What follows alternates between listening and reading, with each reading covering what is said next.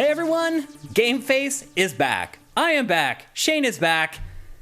Everything's all good? It doesn't feel like everything's all good, Matt. No. Oh my man, it's been awful. That's all I can say. Since the last time I saw you guys, I have been through so much pain. I can't even put it into words. The procedure. You really didn't like Zelda. Yeah. That's been interesting too. Playing a game that you're really excited for when you feel miserable. Mm-hmm. And so you wonder if how you feel is tainting your impressions of the game. Like I was going through that for the first few days when I was in like insane pain. It has been awful. I don't want to beleaguer it. I talked about it in an episode of Ask Shane Anything that we published today for our patrons. If you want the whole scoop on what's been going on with me, it's there. I don't include it in the episode. It's actually at the end after the bump out because it's pretty graphic what I've been going through.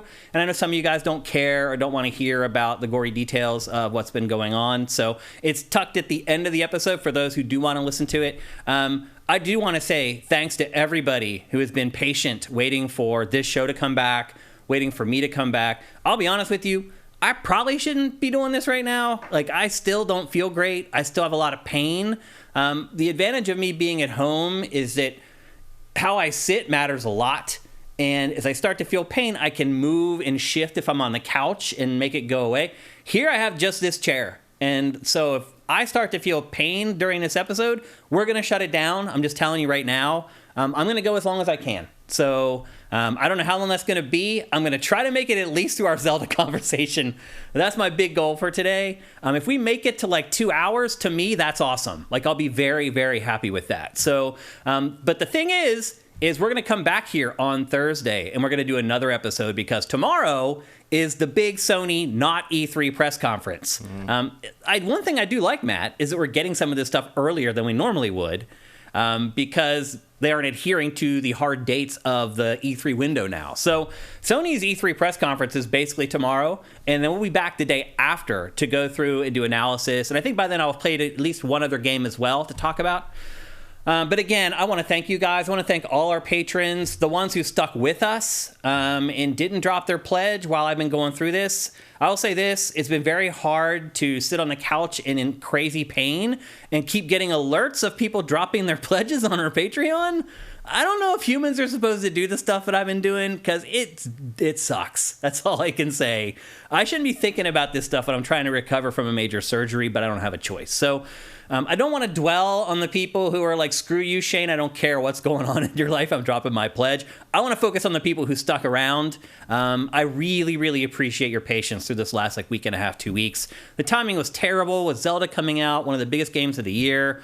It did afford us, both of us, a lot of time to play it at least. And we are going to finally discuss The Legend of Zelda Tears of the Kingdom today on GameFace. I'm excited about that because I spent like 40 hours playing the game, feeling down and out over the last week and a half or 2 weeks. And thanks to everybody who's here in the chat today and live to watch the show. You guys make the show better. We were gone for 2 weeks. Every time that happens, our live audience is smaller when we come back, and we have to slowly build it back up again. So thanks to everybody who's here live in our stream and in our chat for today. It means a lot to me. Everything you guys have done means a lot to me. Our patrons and the people at sifted.net, you guys have been amazing. Thank you. I needed it. It's been really tough. So here we are. We're back. We should be back, barring any major setbacks with the procedure that I had. We should be back and good to go here for the foreseeable future. And we do have a huge game to talk about with you guys today. I do realize you've heard excuse me, about Zelda from everybody now but us. So it'll be interesting to see how our opinions kind of dovetail in with the impressions that you've heard already and what you guys have experienced yourselves actually playing the game. So we'll get to that in a minute, but we do have some housekeeping to get to first. So as I said, another episode here in like 2 days on Thursday. That's pretty much unheard of from GameFace. But since this episode is going to be smaller, that one will also be smaller. Overall, you'll probably get an extra hour of GameFace for the week than you normally would. I'm trying to make up a little bit for the time that was lost while I was dealing with my surgery and my recovery. So anyway, as I said, PlayStation Showcase is tomorrow. That's going to be a big deal. What are you expecting to see in that, Matt? I don't know. I mean, I guess Spider-Man. They said several new massive game reveals. I mean, there have to be because they're kind of out of Yeah. games at this point. Everything we know is coming out is kind of come out except for Spider-Man at this point. They have the 10 games as a service that we've been waiting to check I out think for a some of long those time. are already out or already killed. I think we're already... When you say already out, what do you mean? I think there's a couple things that they already maybe consider games as services. So I imagine we'll see... So you think there's only like 8 or so Yeah. left to see? I imagine we'll see Factions. It's probably long past time for Factions in Spider-Man 2, but like... Spider-Man 2, we'll see the Naughty Dog Factions multiplayer game. Yeah, and just new things, I guess. Will we see Jade Raymond's new game from Haven? No, You don't think we even see like a trailer for that? probably not. No. How many of those games as a service do you think we'll see? 2. Just 2? Yeah. Although I don't know... Feels like they need to show a lot more. Well, I think they will, but I don't know how many games as a service... I mean, again, you got to wonder what games as a service means to them. Like, either in a certain world, Marvel Midnight Suns is a game as a service because they kept charging for DLC. Right. So who knows what they're calling that. But we'll see. I don't know. I think a lot of what we're going to see tomorrow is probably just new. Like, What about third-party exclusives? Everyone thinks that we're going to see the Metal Gear Solid 3 remake, Snake Eater remake, but now there's rumblings that it's actually not PlayStation exclusive, that it's going to come to everything. And I don't know. Silent Hill 2, we'll probably see that remake. Yeah, I would imagine Silent Hill 2 would be in there because that's got to...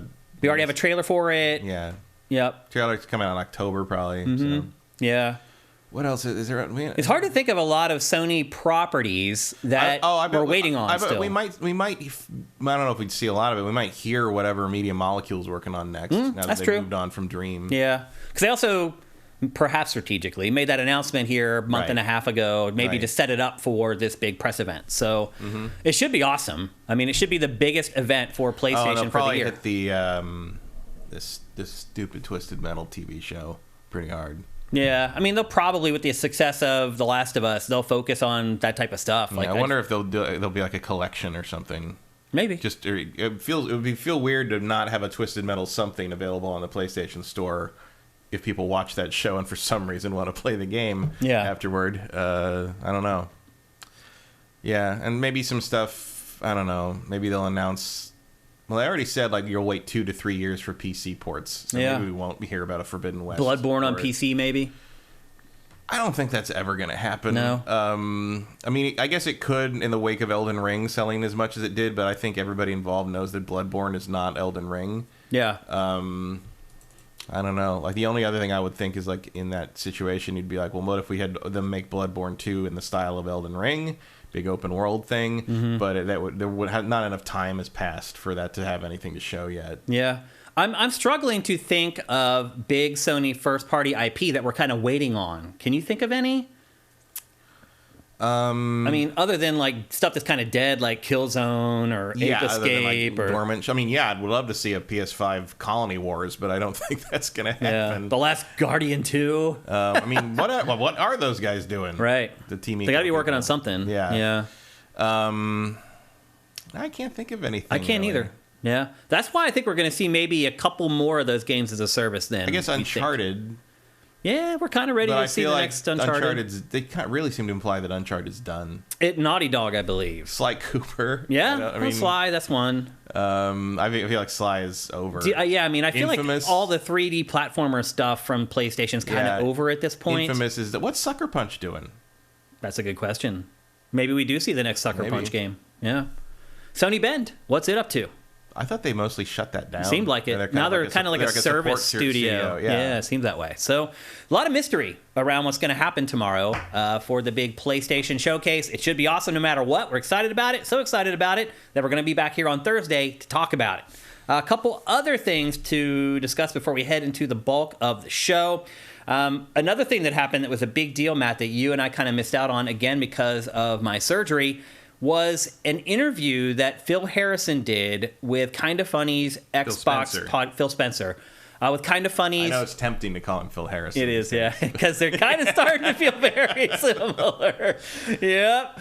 Phil Spencer... That's mean. It is mean, yeah, and not fair, actually. It's not. Phil Spencer did an interview with Kinda Funny's Xbox podcast after the whole debacle of Redfall kind of fell out, and... he said some strange things in that podcast. Basically, he intimated that The console war was over last generation because everyone decided that they wanted to build their digital libraries on PlayStation. And he seemed to think that ever since PlayStation 4 won, everyone's digital libraries are mostly on PlayStation, and trying to pry them away from that ecosystem to make them start all over again on Xbox is pretty much impossible. How do you feel about that? I think he has a pretty good point. I hadn't really thought about it at all until he brought it up, honestly. Yeah, like it explains the Game Pass move a little more clearly, because you think if you don't think you can get people to invest in building a library on your platform because they already feel like they have one on the other platform, then it makes a lot of sense to start this service that basically gives you a constant temporary library. Is that a winning strategy? I don't know. Yeah, but it does. I think that did illuminate things a little bit. Maybe it doesn't give us more information on what kind of numbers they're looking for, but we've been wondering for years, like, why are you doing this? Like, how did this come about, in the sense of, like, this is our big strategy? And if they really believe that you can't pry people out of the PlayStation ecosystem, and they probably have a point, yeah, okay.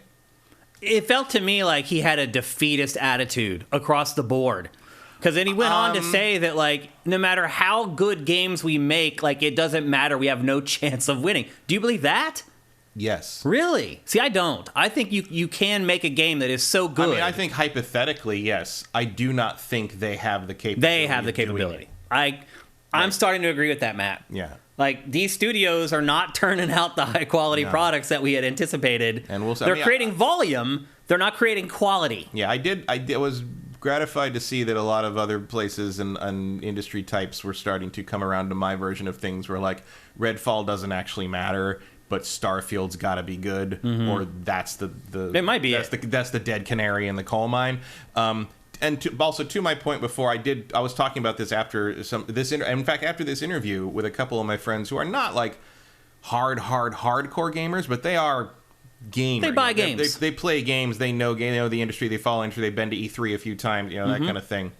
None of them knew what Redfall was. Didn't even hear of it. They had no idea that Redfall was. They didn't even know it existed. No one knows what Redfall is. I mean, it doesn't matter that Redfall fell flat on his face. Man, I mean, I'll be honest with you. I think we fall guilty of this a lot of the times. We live in this bubble where we are so tuned in. I mean, if you use Sifted, you are tuned in, bro. Yeah, but I try to be aware of it's what's hard, though, for us to separate ourselves from everybody else. But I think that is actually a sign of the better critics, are the critics who are able to create that separation between themselves and reality. But I said at the time, like, Redfall doesn't matter. Redfall is... it's just not... It never hit critical hype mass. It just like matters that, to It's like that new Pixar movie. Do you know there's a new Pixar movie coming out in a month? Yeah, I do, but most people don't. Most people do not. Well, I mean, they're putting it up against, like...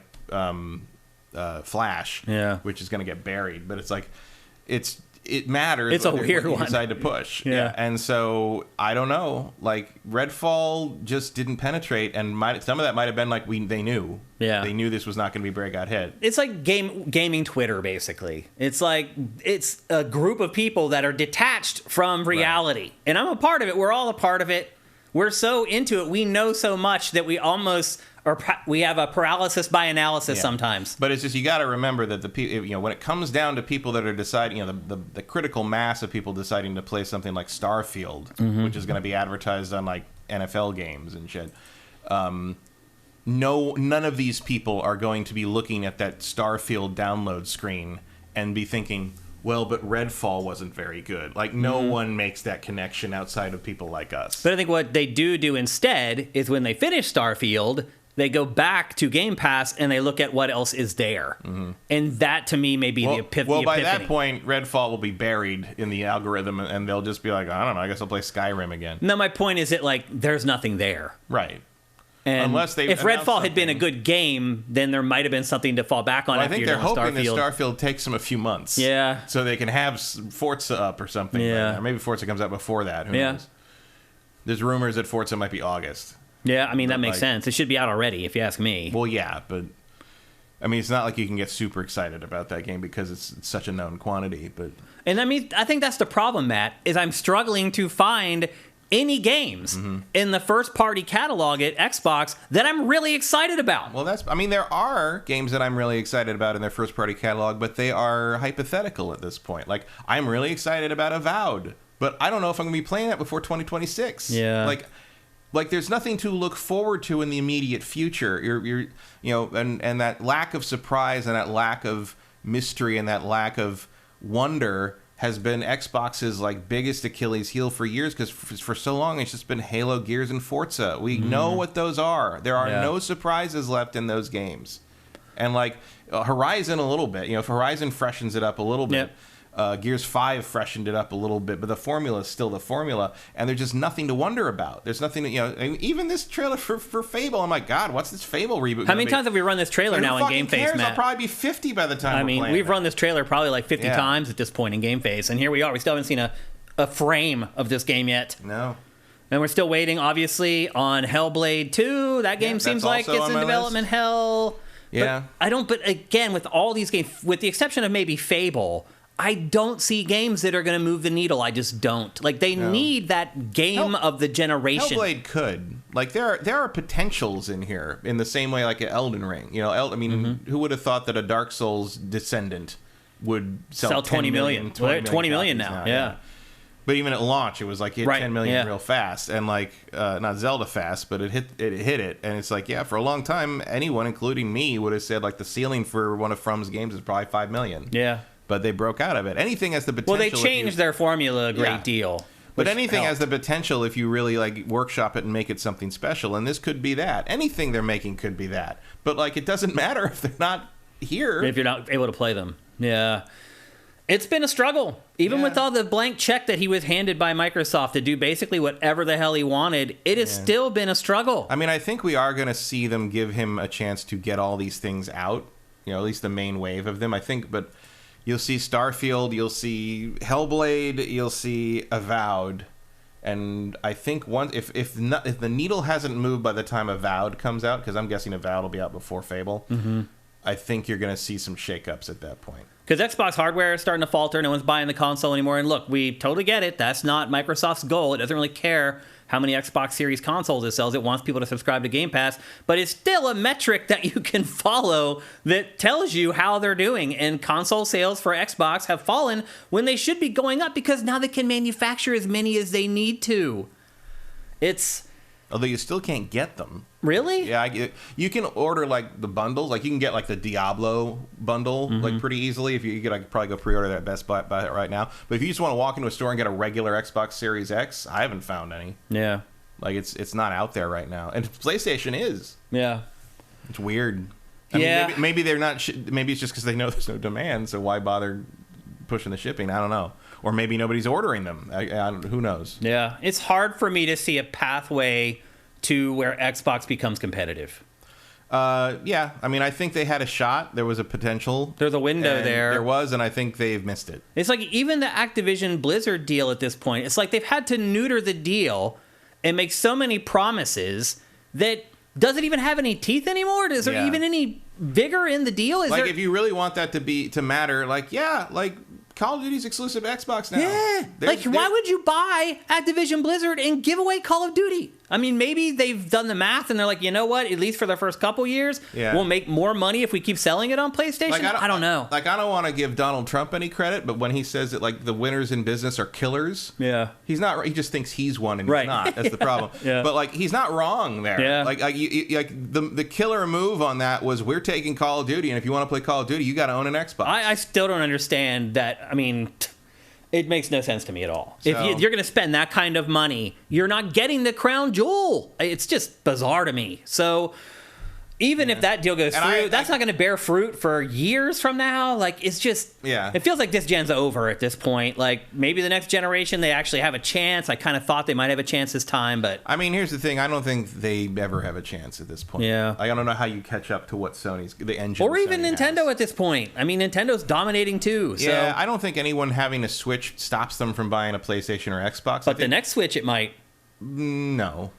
I don't know. I don't believe for one second. Even if it's low rent 4K console, it's not going to be 4K. You don't think? Still, it won't be 4K. No, I don't think it will be. I mean, you're right. It has to be a handheld. And handhelds that run in 4K are like $700, and Nintendo will never ever release a $700 handheld. Well, Nintendo knows nobody's buying. I mean, I would, but like nobody's buying that Switch successor to play it in 4K on a TV. They want a Steam Deck, basically.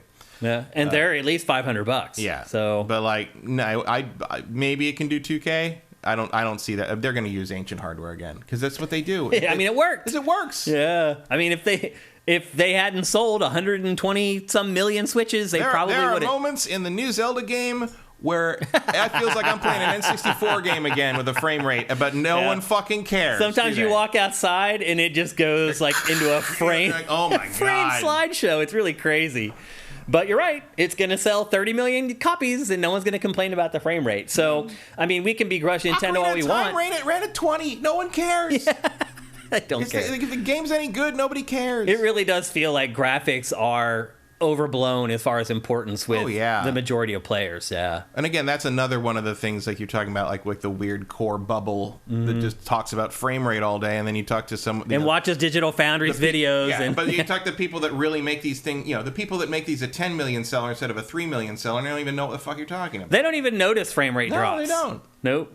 They might even... They may think it's on purpose. Or they might even notice, like, oh, I had trouble in this fight because it didn't work right. I'm like, yeah, because the frame rate kept dropping. Oh, the what? The what? They know that something went wrong, but they don't know what it was. Yeah. They don't have the language for it. Yeah. So it's really, I think, sad to see what has happened with Microsoft and Xbox here. I really felt like they had an opening. Yeah, but I mean, it depends, like, what they're after. If they're getting what they want...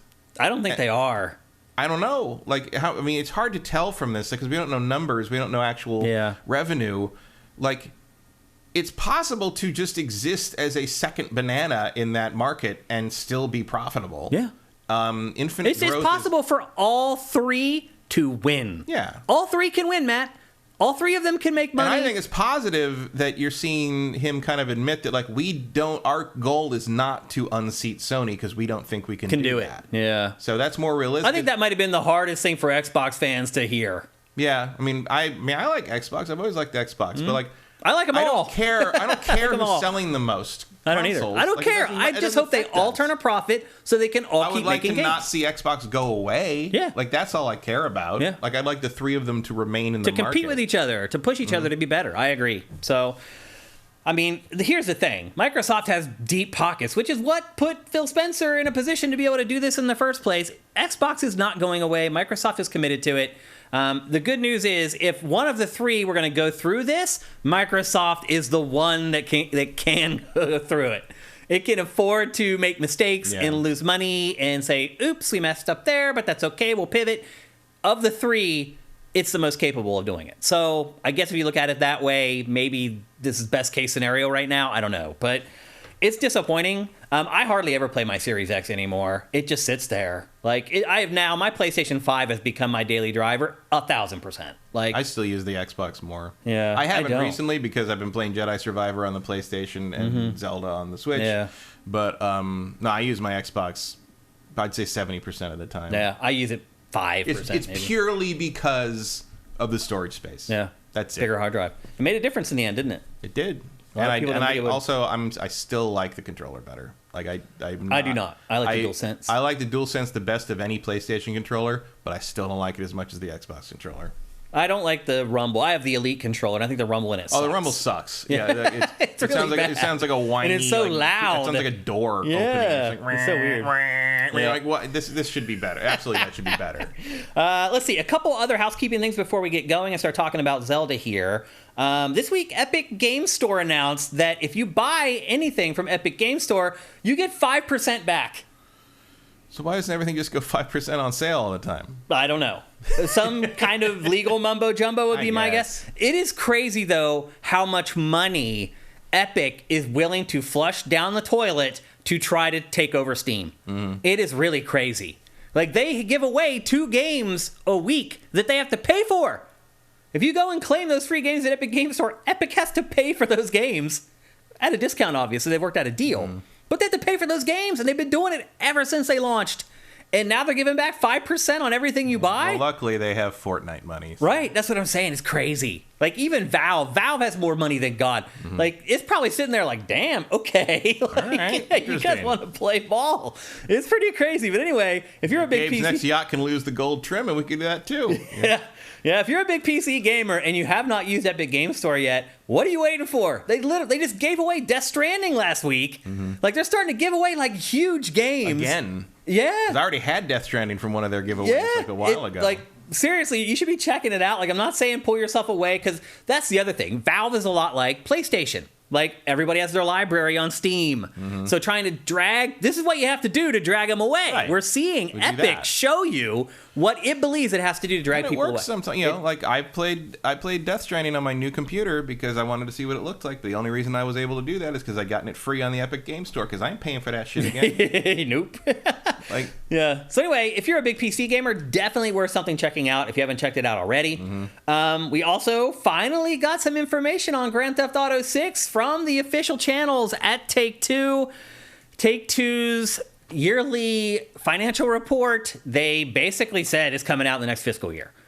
And people were like, oh, I don't know, the wording is kind of ambiguous, but then they gave the projections for revenue for next fiscal, and it's absolutely Grand Theft Auto 6. There's no way they would ever generate that kind of money without Grand Theft Auto 6. We're talking by March 2025. By then, yes. Probably then. Probably exactly then. Yeah. That's first couple months. They are traditionally March games, if I remember right. First couple months of next year, like probably in around less than a year, we're going to be playing Grand Theft Auto 6, which I think most people will be surprised by. I don't think people thought it was going to come that quickly.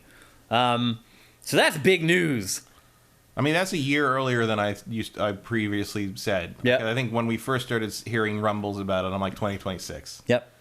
Well, now, I think we were saying 2025 at the earliest, but probably 2026. So I mean, it's coming in early 2024. 25. No. Next fiscal year. Fiscal year of 2024 is March next year to March 2025. No, it's coming before, less than a year from now. The game is coming. They wouldn't talk about fiscal 2 years from now. They're talking about next year. Next fiscal year is March next year to March the following year. No, they had just wrapped the fiscal year. The current fiscal year goes to March next year. Okay, that may be true, but it is coming in the next year. That's the news. Disagree. That's what everyone's reporting. They're misinterpreting that. Okay. If everybody misinterpreted it. Yes. If in May 2023 they said next fiscal year this game is coming out, they mean fiscal year 2024, which means the fiscal year that starts in April 2024. I understand what you're trying to say. And goes to 2025. But that's not the way people translated it. They are wrong. I don't think they would bring it up in their financial report. I think they would, because if that is really soon. That's 2 years. That's a long time. That's a whole development cycle for some games. If I was like, hey, by the way, if I was having a fiscal report, and I could say in less than 2 years, we are releasing the next installment of the biggest selling game of all time to my shareholders, I would do that. I mean, I understand. I'm not saying like it would be dumb to announce it 2 years early. We all knew it was coming anyway. But I'm just saying, like, the way everyone interpreted it is coming out before like March of next year. Well, I will say that they all interpreted that wrong. Okay. As someone who has been in a lot of those meetings. So you're saying maybe we shouldn't be that excited then? I mean, I'm saying being excited that it's going to make it by March 2025. That's a good. long ways away. It's a long way away, but it's better than I thought. What else? Ubisoft in trouble. We know that already. It's been in trouble for a while. It can't get games done. It can't get games out into the market, so it can't make money. Ubisoft shared on its financial call you ever forget that Ubisoft is a thing these days? Yeah, it's because they're irrelevant at this point. Yeah.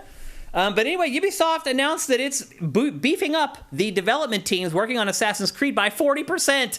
And there's already like 1,500 developers working on Assassin's Creed. Right now it has like 5 or 6 Assassin's Creed games in development at once. So, I mean, it makes sense that they need to staff up. Well, there's rumors that Star Wars game is coming sooner than we think. Yeah. I don't know if I believe that. But yeah, from Ubisoft Massive, right? Yeah. Project Helix. Yeah. Yeah, that was another rumbling this week, that game is like less than a year away as well, that it might be coming before like next March. Do you think I wouldn't argue with that, but like... Yeah. Do you think this is the right move by Ubisoft to put all his cards on Assassin's Creed? I mean, you got to put your cards on something. I think it's the right call. Probably. I mean, it's their most proven IP right now. I think it's one of the IP that they have that people still believe in and can rely on. It's certainly one of the only things they could talk about that I would perk up about. Yeah. Not because I have a super... it's just... I love Assassin's Creed, and there's a very few games in that giant sprawling franchise I don't enjoy, at least to some degree. Yeah. So yeah, you can talk about a new one, I'm interested. Mirage sounds interesting. That also, by the way, rumors swirling, is coming in October of this year. That would be very impressive, because I had pretty much given up hope on that for this year. I'm kind of thinking it's still not going to make this year, and it is on my fantasy team, so we'll see how that goes, but the rumor right now is like October. I'm Assassin's Creed. Super in favor of that. Yeah, and I'm also in favor of what Ubisoft is doing. Like, if you had to double down on one of your franchises, I think they chose the right one. I don't know what else they have. Far Cry, the last one did not do well at all. Last two, really. Yeah. I mean, not Far Cry 5 did well, but like the spin-off was not. Yeah, so a lot of the strength of its IP is waning. They've been working on this reboot of Splinter Cell. That disappeared, but do people care that much about Splinter Cell? I don't know that they do. I've been saying nobody cares about Splinter Cell for a long time. Every time it's like, oh, Splinter Cell. I'm like, no one fucking cares. The Prince of Persia, Sands of Time remake. That just vanished into thin air. Also, the Watch Dogs, the last Watch Dogs. The advantage of Assassin's Creed is that you also pretty much reinvent it every time, because like the setting changes, the characters can change. Like, you're not stuck with anything. Yeah, like that. It doesn't feel repetitive. Yeah. So like, if the Mirage doesn't work, you still got the Japan one in the wings. You're although apparently that one is having some problems. The smaller ones that they're working on. Yeah. No, then there's the one that's the Japan one is big. The Japan one is like. Oh, it is. The Japan one is a bigger project. Oh, it is. I thought it was more one of those little indie things. Okay. No. And then there's the one that's set in like witchcraft or whatever. That's really a smaller unique. Project. Oh, really? I think that looked like the most interesting one. It does. I mean, obviously, I'm interested in Assassin's Creed feudal Japan or ninjas and stuff, but also like Ghost of Tsushima kind of pulls the bloom off that rose a little bit, because they did that so well. They were kind of like, now you got a comparison point. Yeah. Maybe it'll make their game better though, because they have that point to work from. They better. Or they're screwed. Yeah, for sure. So anyway, that's what Ubisoft is up to. And then a little bit of bad news, although maybe, Matt, I don't think you'll consider it bad news. No. In fact, I was stunned anyone even thought this was a thing. Really? Because if you watch the debut teaser, it seems like it kind of hints at it. It absolutely does not. No? I'm literal. When I read this, I was like, I cannot believe you asked them that, you fucking weirdos. Well, Insomniac answered, and a lot of people thought that there might be cooperative play in Marvel's Spider-Man 2, and Insomniac jumped in to shut that down and say there is, in fact, no cooperative play. No, I can't believe anyone thought that. Well, I think people just thought it because this whole trailer is two Spider-Men. Right, but you're just going to switch between them like you did before. Yeah, but I mean obviously Miles wasn't Spider-Man yet in the first one. Yeah. But no, you'll just be able to switch between them. And maybe there'll be different storylines, or maybe I don't know if you'll be switching between them manually, or if you'll be switching between them as the story makes you, or if there'll be a Miles story and a Peter story. Like, obviously you could do different things for that. I mean, I can see where people might think it might be possible. That's so not the vibe of this series. I mean, I get that, but you also have to feel like, okay, maybe Insomniac would like to break some boundaries and do something different with the next one. So, I never even occurred to me that would be a thing. Okay, well, the good news is it's not happening for you. Single player only for Marvel Spider-Man 2, and I suspect we will see the first big gameplay chunk of that game 24 hours from now in the Sony showcase. Well, yeah, because all we have is that. That's it. And you see how quick it is. It's like 15 seconds. So if they really want to make me laugh, they'll start the new trailer with that shot. Yeah. Of the two. Yeah. I'm like, please, give me that. Do that. Make that the cover. Yeah. And that's it for our housekeeping for today. As always, I want to check in with you guys before we get on with the show proper and see what you guys are saying today. Lots of Twitch Prime in here, which is awesome. We just got the payout for Twitch Prime, and it is, again, was the lowest that we've ever had. It is just constantly shrinking.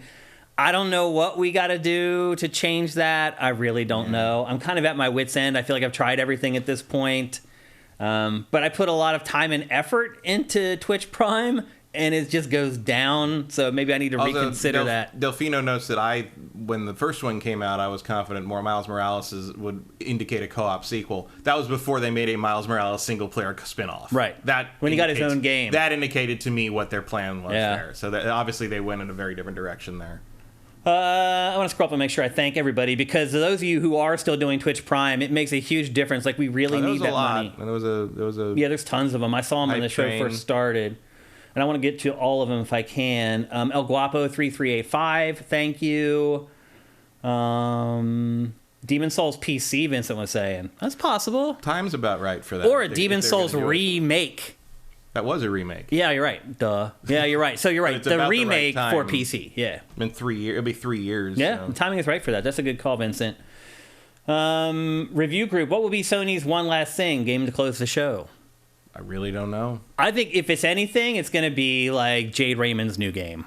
Could be. I mean, also, actually, the other thing I bet will be in there is some kind of Gran Turismo DLC expansion thing, because to go along with the movie in August. Yeah. Swan Senpai says, I'd love a new Uncharted. Do you agree with him or her?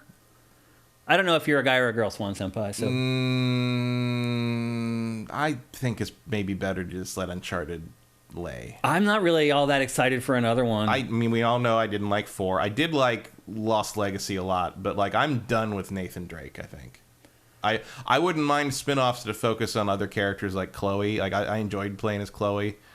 But like there's room for that formula, but like, I think the Nathan Drake story is over. Like, or even like games starring Nathan and Elena's daughter. I would maybe play those. Lots of people talking about Phil Spencer, saying that he sounded defeated, but other people saying Veritas says that he was 100% right in that interview. I don't think anyone is arguing that he wasn't correct. No, as a leader, sometimes you keep that stuff to yourself. Like, you don't always go out in public. Yeah, but maybe the interesting part of the interview is his choice to actually say that, not that they believe that. Right. Yeah. Kevin Roth, good episode of Asking Anything. I hope some of my questions will be used in later episodes. They absolutely will. I should have mentioned, by the way, that you guys have come through in spades. So creating that new forum thread for you guys to ask me questions for Ask Shane Anything was one of the smartest things I've done in like recent memory. I now have dozens of questions where you guys are going to get Ask Shane Everything or anything every week for a long time to come. So thanks to all you guys who went in there. Don't stop. If you think of a question for me at any time, hop into that thread and put it in there. I'll eventually get to it. I promise you. Review group. Starfield has a lot of pressure on it. It sure does. It's kind of make or break for this whole sort of business model that Microsoft is exploring right now. It's a lot of pressure. Let's see what else. Microsoft is a charity at this rate, from Obi-Wan 9000. I mean, it is hemorrhaging money. Like, when do you make all that money back for that Activision Blizzard purchase? Basically $70 billion. How long does it take you to make that money back? Well, I mean, you're raking in money from all the platforms at that point, so maybe not that long. Yeah, I don't know. It seems crazy, though. Danboy90, my Game Pass sub ran out in December. Not sure when I will resubscribe. I think there are a lot of people like you, Danboy, who are just like, I dropped it and I don't miss it. I haven't even used Game Pass, and I played that one Detective Metroidvania like a couple weeks ago. That's the last time I even booted up Game Pass. The Last Case of Benedict Fox. Oh, that. That's right, yeah. I already forgot about it. Cinetyke, I don't imagine Xbox removing Call of Duty from Sony too much money to lose. That's the equation, though. It's like, if you take it away from Sony, you lose that money. But how much more do you make now that people have joined the Xbox ecosystem because they want to play Call of Duty? And apparently they just don't care. Like, like you said, they don't care about pushing the hardware. Yeah. We need data to know what the right answer there is, and we just don't have it, and they're never going to give it to us. Fire Native 4K on the dock. People are, I guess, questioning whether the next Switch will have 4K at all. It would be crazy if it didn't, but I also wouldn't be surprised if it doesn't. Crazy is kind of what Nintendo does. The Abrams $700 handhelds aren't pushing 4K. Yeah, they are. Not with all the bells and whistles, but Steam Deck games will play in 4K. The Asus ROG games will play in 4K. They're around $700. You need to buy the more expensive ones. You'd have to output them for that. I mean, there's no reason to do that on a screen that small. Yeah. El Guapo says, if the next Zelda runs on the same hardware 5 years from now and is still as amazing as Tears of the Kingdom, it's all good to me. Okay. We'll get to that. Yeah, we're going to talk about that next. AJ the Legend says, graphics matter till they don't. Let Spider-Man 2 look terrible and watch the backlash. Right. If Spider-Man 2 comes out and it performs like Tears of the Kingdom, let's see how much everybody's cool with that. That's a really, really good point, AJ. That's really good, man. The old Zelda bump is strongly in play right now. I can't wait for 9 months from now when we can actually talk about the flaws. And people actually will be honest about the game. Yeah. The shortest Zelda grace period for that ever was Skyward Sword. It only took 4 months for people to start admitting that game sucked. Yeah. Furax says Shane is wrong. Based on latest report, the fiscal year thing. Oh, at least in the fiscal year of 2025. I didn't read that at all. Interesting. Mm-hmm. So we have a long way to go, man. Yeah. A long way. I don't know why they even brought it up then. Purely to excite the shareholders that a big bump was coming in less than 2 years. That's all. Furax 75. Funny how Shane and Matt always end up fighting about technical details. Huh? I don't know what that means at all. I think it meant the fiscal year distinction. Technical details, huh? Okay. We both agree on what a fiscal year is. Yeah. We're disagreeing on which fiscal year they were talking about. Right. Yep. That's not a technical detail. That's just interpretation. Yep. Let's see. People asking how I'm feeling. You have to watch the opening of the show. I talk about it at the open. I don't want to beleaguer it throughout the whole episode, but I do mention it at the beginning. Furax75, thank you for Twitch Prime. One Supermaster Gamer, thank you. Corey Film, thank you. Very Gooster, thank you. Sound Wizard, thank you. Minority Games, thank you for all the bits. That's sweet. See if we got anybody else here. I think that's it. Consoleize, did I miss last week's show? No, you did not. We haven't had a show for a couple weeks because I had surgery and I've been recovering from it. And again, for those of you who joined late, this show is not going to be the usual 3 hours. It's going to be shorter because I'm already sitting here after, what has it been, 30 or 40 minutes? Mm-hmm. I'm already starting to feel a little uneasy. So we're going to get through as much as we can today. And again, we'll be back on Thursday to go through all the Sony stuff, and we'll recap that for you guys. Senpai, will Spidey get delayed because Zelda's winning Game of the Year? No. They do not care about that. Yeah. I mean, you can't buy Zelda on PlayStation 5. No. Well, also, Game of the Year isn't money. They don't care. They want Spider-Man's revenue this year.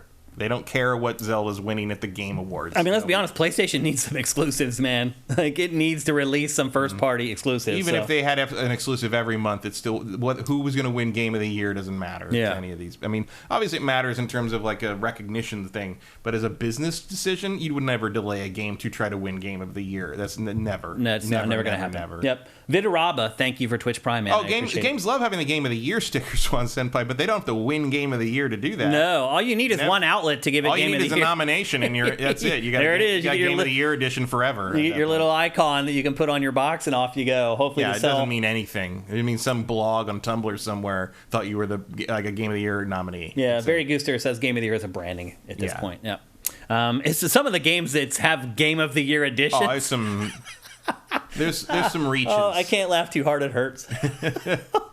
Oh man. I'm in a rough way. Okay. All right. Well, I think we're ready to kick off the show proper. But before we do that, it's time to hear a word from our awesome sponsor, LS Cream. LS Cream is a fine cream liqueur created by fellow gamer and sifter Stevens Charles. It's inspired by an ancestral recipe from Haiti called Crémasse, and a double gold winner for its original taste at the New York Wine and Spirit International Competition. LS Cream can be enjoyed on the rocks or as a mixer for drinks with its rich blend of fresh cream and neutral grain spirits with notes of coconut, vanilla, cinnamon, and nutmeg. It's great in coffee or to make espresso martinis. To learn more, discover amazing drink recipes, or to track down your own bottle using a handy store locator, head to creamls.com. That's creamls.com.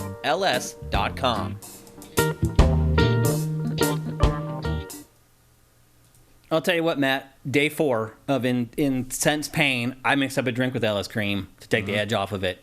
The other problem, too, is they only gave me painkillers for a few days because they gave me Toradol. They didn't want to give me opioids or whatever. But the problem with Toradol and the painkillers that are powerful that aren't opioids is they tear up your liver. Mm-hmm. They only let you take them 3 to 4 days. And after that, you got to go on Advil and Tylenol. And I was in so much pain still, and I ran out of my pills. I mixed up a drink with LS Cream to take the edge off of it. And it was delicious, I would add. So go to creamls.com, support our sponsors. The person who owns LS Cream is a gamer just like you and I. He's a sifter just like you and I. Go to creamls.com. There's a store locator there. The history of the drink. There's recipes there so you can make those awesome drinks you just saw in the ad. Head on over there to creamls.com. And thanks as always for LS Cream for sponsoring GameFace. And with that, it is finally time, Matt, for GameFace to discuss The Legend of Zelda, Tears of the Kingdom. Again, my surgery could not have come in a worse time. And again, I will reiterate, I had to schedule my surgery like last year. They just finally got me in. We didn't know the release date of Zelda even whenever I made my appointment. So I do regret that, unfortunately, it's been a little bit since we were able to discuss this game with you guys. The flip side of it is a lot of you guys have already been playing the crap out of it. And so maybe this discussion at the end, we can go back and forth a little bit and share our impressions with you guys instead of it being a case where Matt and I have already played it and you guys haven't had a chance to yet. But for now, it's our turn to talk about Tears of the Kingdom. I want to structure this, Matt, kind of how we would do our game evals to kind of keep everything organized. So we're going to start with the story, then we'll go into the design, then we'll talk about gameplay, that type of thing. I know it can be hard, but let's try not to like jump to other parts of the game if we can help it. It may be impossible, but we'll try. It's certainly impossible when you play it. It is. That's for sure. First of all, this game, what is this Metacritic average right now? 9.7 or something? 11.2. Yeah, like as high as you can get, pretty much. It's not the number one game of all time. It's not. On it yet. But it might just be because it's not got as many reviews as Ocarina. So Ocarina of Time is still ahead of it? Last I saw, which was a couple days ago. Okay. All right. Let's talk first about the story in Tears of the Kingdom, because to me... because it's at 95, and I believe Ocarina has a 99. Oh, it's at 95, Tears of the Kingdom. Yeah, Ocarina is 99. It is number... There's been several 95s throughout history. Yeah, it's actually down pretty... It's not even on the first page. Yeah. Where are you? Yeah, there's been a lot of them. Okay. We got what we needed. Yeah, so it's like in the 60s. It's in the top... probably 1 percentile of all top games. Top 100. Yeah. But how weird was it? I don't know if you saw that GQ top 100 list. I didn't. They pulled like all the different people in the industry or whatever. And I remind me because people were talking about the Game of the Year thing, like, oh, Arkham Asylum and Arkham City had the most ridiculous Game of the Year version covers because they had text everywhere. No Arkham Asylum, no Arkham City on the top 100. In the top 100. That seems... Shenmue's on there, and Arkham City is not. And I speaking as the person with the signed Shenmue poster, that's ridiculous. That's why I don't read those lists anymore. What was number 1? Was it Ocarina of Time? Breath of the Wild. Of course. Okay. The ranked list. Okay. I'm not surprised, honestly. I just thought they might have got it right, but they didn't. Let's talk about... The top 10 is bonkers. Go look it up when you get home. Okay. I don't need to be angry right now, so I probably will just avoid it like I have already. It didn't make me angry. It just made me go, what? Really? Yeah. Okay. These are our peers, Matt, that chose those winners. Well, a lot of them are like developers, and a lot of it's like, oh, you don't get to play all the games. No, because you work too hard. The list is all old classics and modern blockbusters. Oh. That's it. Okay. One of the things that I really found lacking in Breath of the Wild, the game of all time, game of the forever, was that it had no story. If you watch trailers for it, you could be fooled into thinking it had a story. When you actually played the game, it really didn't have one at all. There were, in fact, like 8 cutscenes. Yeah, and they didn't really say much. Now, the only one I remember is the one where Link just stares at Zelda's ass for most of the whole thing, where she's like looking for something. Yeah. And I'm like, what are you doing, Nintendo? Yeah. Like, there's no way whoever made that scene didn't know what they were doing. Yeah. Yep. Very weird choice. This one is better. It has a better story. It has more of a story. Yeah, however, I do very much enjoy that Nintendo's refusal to let Link talk means that their solution to the story is to make the story happen away from Link at all times. Like, the whole story in this game has nothing to do with Link except when they mention him. Yeah. It's almost like Link... Well, they always show him from behind when he talks to somebody, so they don't do the weird flappy jaw like they did with Skyward Sword. You just see his arms flapping around instead. But the actual voice cutscenes, like, they take place in another time. Yeah. That Link's not there. So it's just like, oh, so that's the whole main story. And I really enjoy that you see those by, like, and I was right, there's glyphs on the ground. You have to go find a thing in it. And like, but notice that I picked up on that, and it did end up being something significant. By the way, our little frame-by-frame analysis of that Zelda trailer ended up being damn good. Pretty close. Like, so we didn't know if, like, those guys were actually going to fight alongside you, taking over the outpost, and they do. Like, it's a mechanic. Here we are, jumping ahead already. Right. Anyway. But, like, when you long. When you find the little pools of water that give you the tears of the kingdom, that, like, tell you, they each unlock a new cutscene. They're all out of order, of course, so you're like, what are you doing? Okay, well... But I love that you watch the cutscene and it comes back and Link's like asleep And he just kind of goes, what? Yeah, he jerks to attention. I'm like, me too, dude. I get it. So this is set, is it 5 years after? I think it's like 6 or 7. It's so weird that like games like this talk about in years, because it's like... So this I think it's been almost the same amount of time since the first game came out. Because... Yeah. Like as if it has existed in real time. Kinda, yeah. Well, because if you remember, one of the things in Breath of the Wild was getting that guy, the construction guy, and the Gerudo woman together, and that was one of the side quests. And they have like a 6-year-old kid in this game. So I think it's been like 7 years. Okay. Everyone in this game has aged properly. They have. Like, they've all kids from the first game grew up. Like they did a really good job on that. I thought. The continuity there is great. Actually, one of my favorite things in this game in that regard has been like with a "Where are they now?" aspect. When you get to places and you see what everybody's doing now. Well, also everybody's like, "Where the hell have you been?" Yeah. Because Zelda and Link have disappeared for like a while. Yeah, it sounds like it's been months, maybe a year since they disappear at the beginning of the game. Castle comes up out of the ground and goes up into the sky, and they have not seen Link or Zelda since. And as it turns out, because it's like still like a new thing, the upheaval's still a new thing, but everybody's sort of adjusted to it. They moved on, So clearly it's been a while, some time. So meanwhile, Zelda and Link are down in the basement basically, and the scene that we're seeing right now, it all collapses. Zelda disappears, so we think. Yeah, well, because they find a very nasty mummy. Right. Yeah. Very, very mean dead man. And you do learn some of the back history of Hyrule and things like that. Like, that's kind of like speckled throughout the whole game. I appreciated that stuff a good bit. I'm not like a timeline expert, so I don't know exactly how it falls in line with... It doesn't. It doesn't? Although I will say, so as it goes on, like, so there's two things. Like, a lot of times the Zelda games, when they do new ones, one of the things they'll do is like, well, this doesn't replace what happened in the other games, but the other game was a legend of these events, which are really what happened. I've done that a couple times, and like there's a couple things that, like there's one scene which is basically a redo of one of the famous scenes from Ocarina, where Ganondorf is kneeling to the king of Hyrule. And Naru or whatever his name is. Right. But of course you don't see the king. Right. And you just see that Zelda's there in Ocarina. So there is maybe an implication that Ocarina is a distorted legend retelling of what really happened in this game. The other thing is the fact that because Zelda is sort of time traveling a little bit, and Rauru says something like, this didn't happen before, they may be using the story in this to try to explain why there's two timelines. Like this might be going so far back. They're saying this is why it splits. Gotcha. And don't forget that they've also said that Age of Calamity, the spin-off Dynasty Warriors game, is not canon to this game. Interesting. But it is canon to Breath of the Wild. Oh.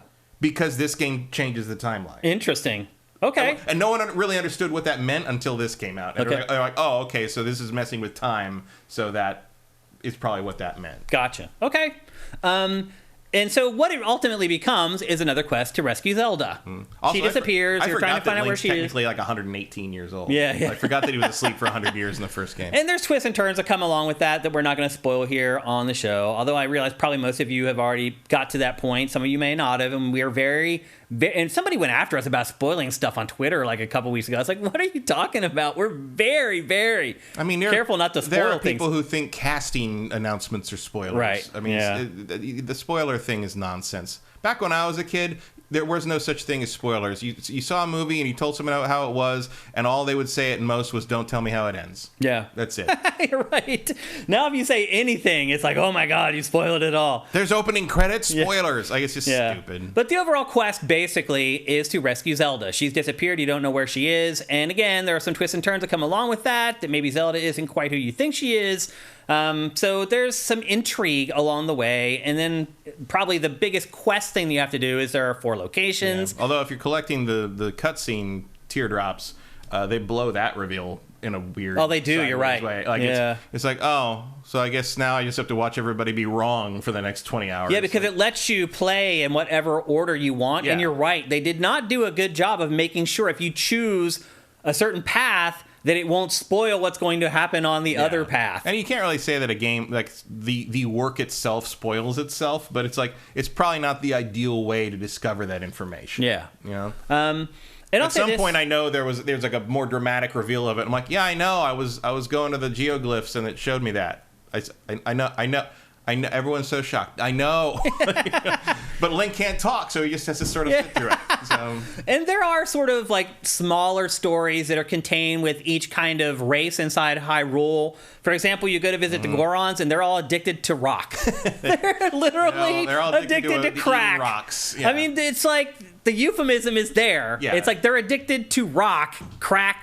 Rock. I mean, it's like, really? It wasn't even try to be subtle. Like, and your goal there is to try to get them all from not being addicted to rock. Yeah, there's a big problem you have to solve at every place. Yeah. I do appreciate that the Gorons, I guess, not so much, but everywhere else, like, you really do change the location after you solve the main little quest there. Like, like, I am very impressed by. I mean, for although they reused the map complaining early on, they made it very, very different. And like, I'm very impressed by how different things are when you get there, and then once you complete the things you're supposed to do. Yeah, it transforms those areas in a lot of ways. It really feels like you made a difference, basically. Yeah.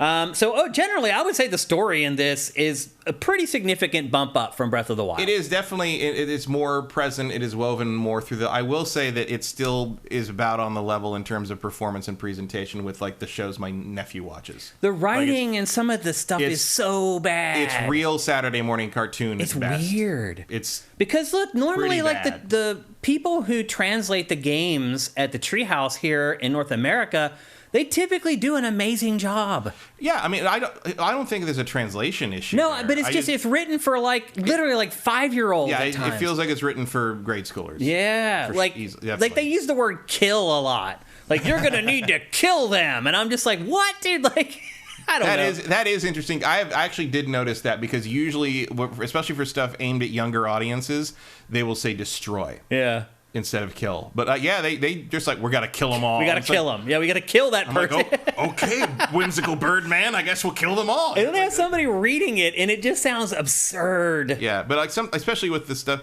and there are weird little things where like every time you do the solve something with one of the sages in the various places, you get a big info dump about what happened back in the day, and after with the imprisoning war, is that what they call it? And at the end, every single one of your sages at the end of that info dump goes, so that was the imprisoning war. Yeah. And it's just like, it's a very specific translation of a Japanese phrase that basically means I understand what you just told me, but it's often translated as like, so that's the power of the Dragon Balls kind of thing. Well, all those cutscenes are basically identical. Weird. Yeah, they're all very identical. Because you can do them in any order, so you can't assume kind of knowledge. Have to be. Yeah. And by like the third or fourth one, you're like, I heard this already.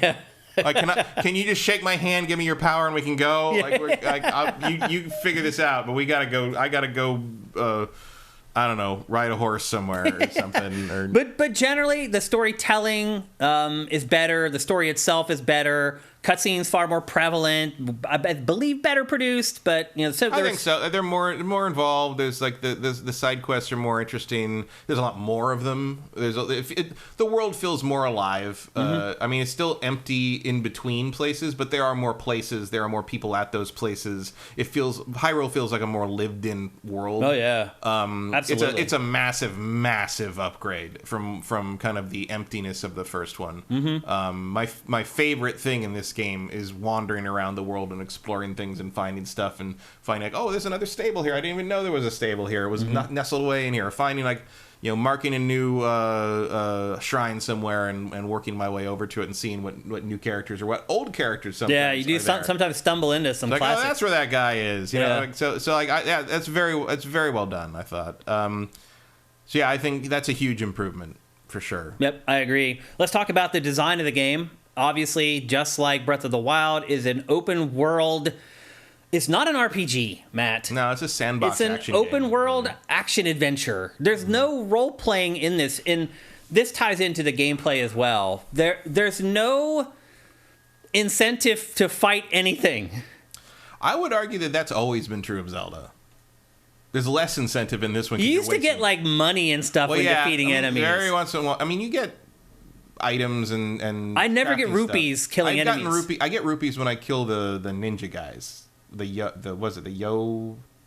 I don't remember that. I don't remember ever getting a rupee. The guys with the Majora's Mask. Yeah, I know who you're talking about. Yeah, when you kill them, they drop rupees. Yeah, I have not seen that. So I have not got a rupee from anyone that I've killed in this game. There's the crack. There's the crack rock. Crack rocks.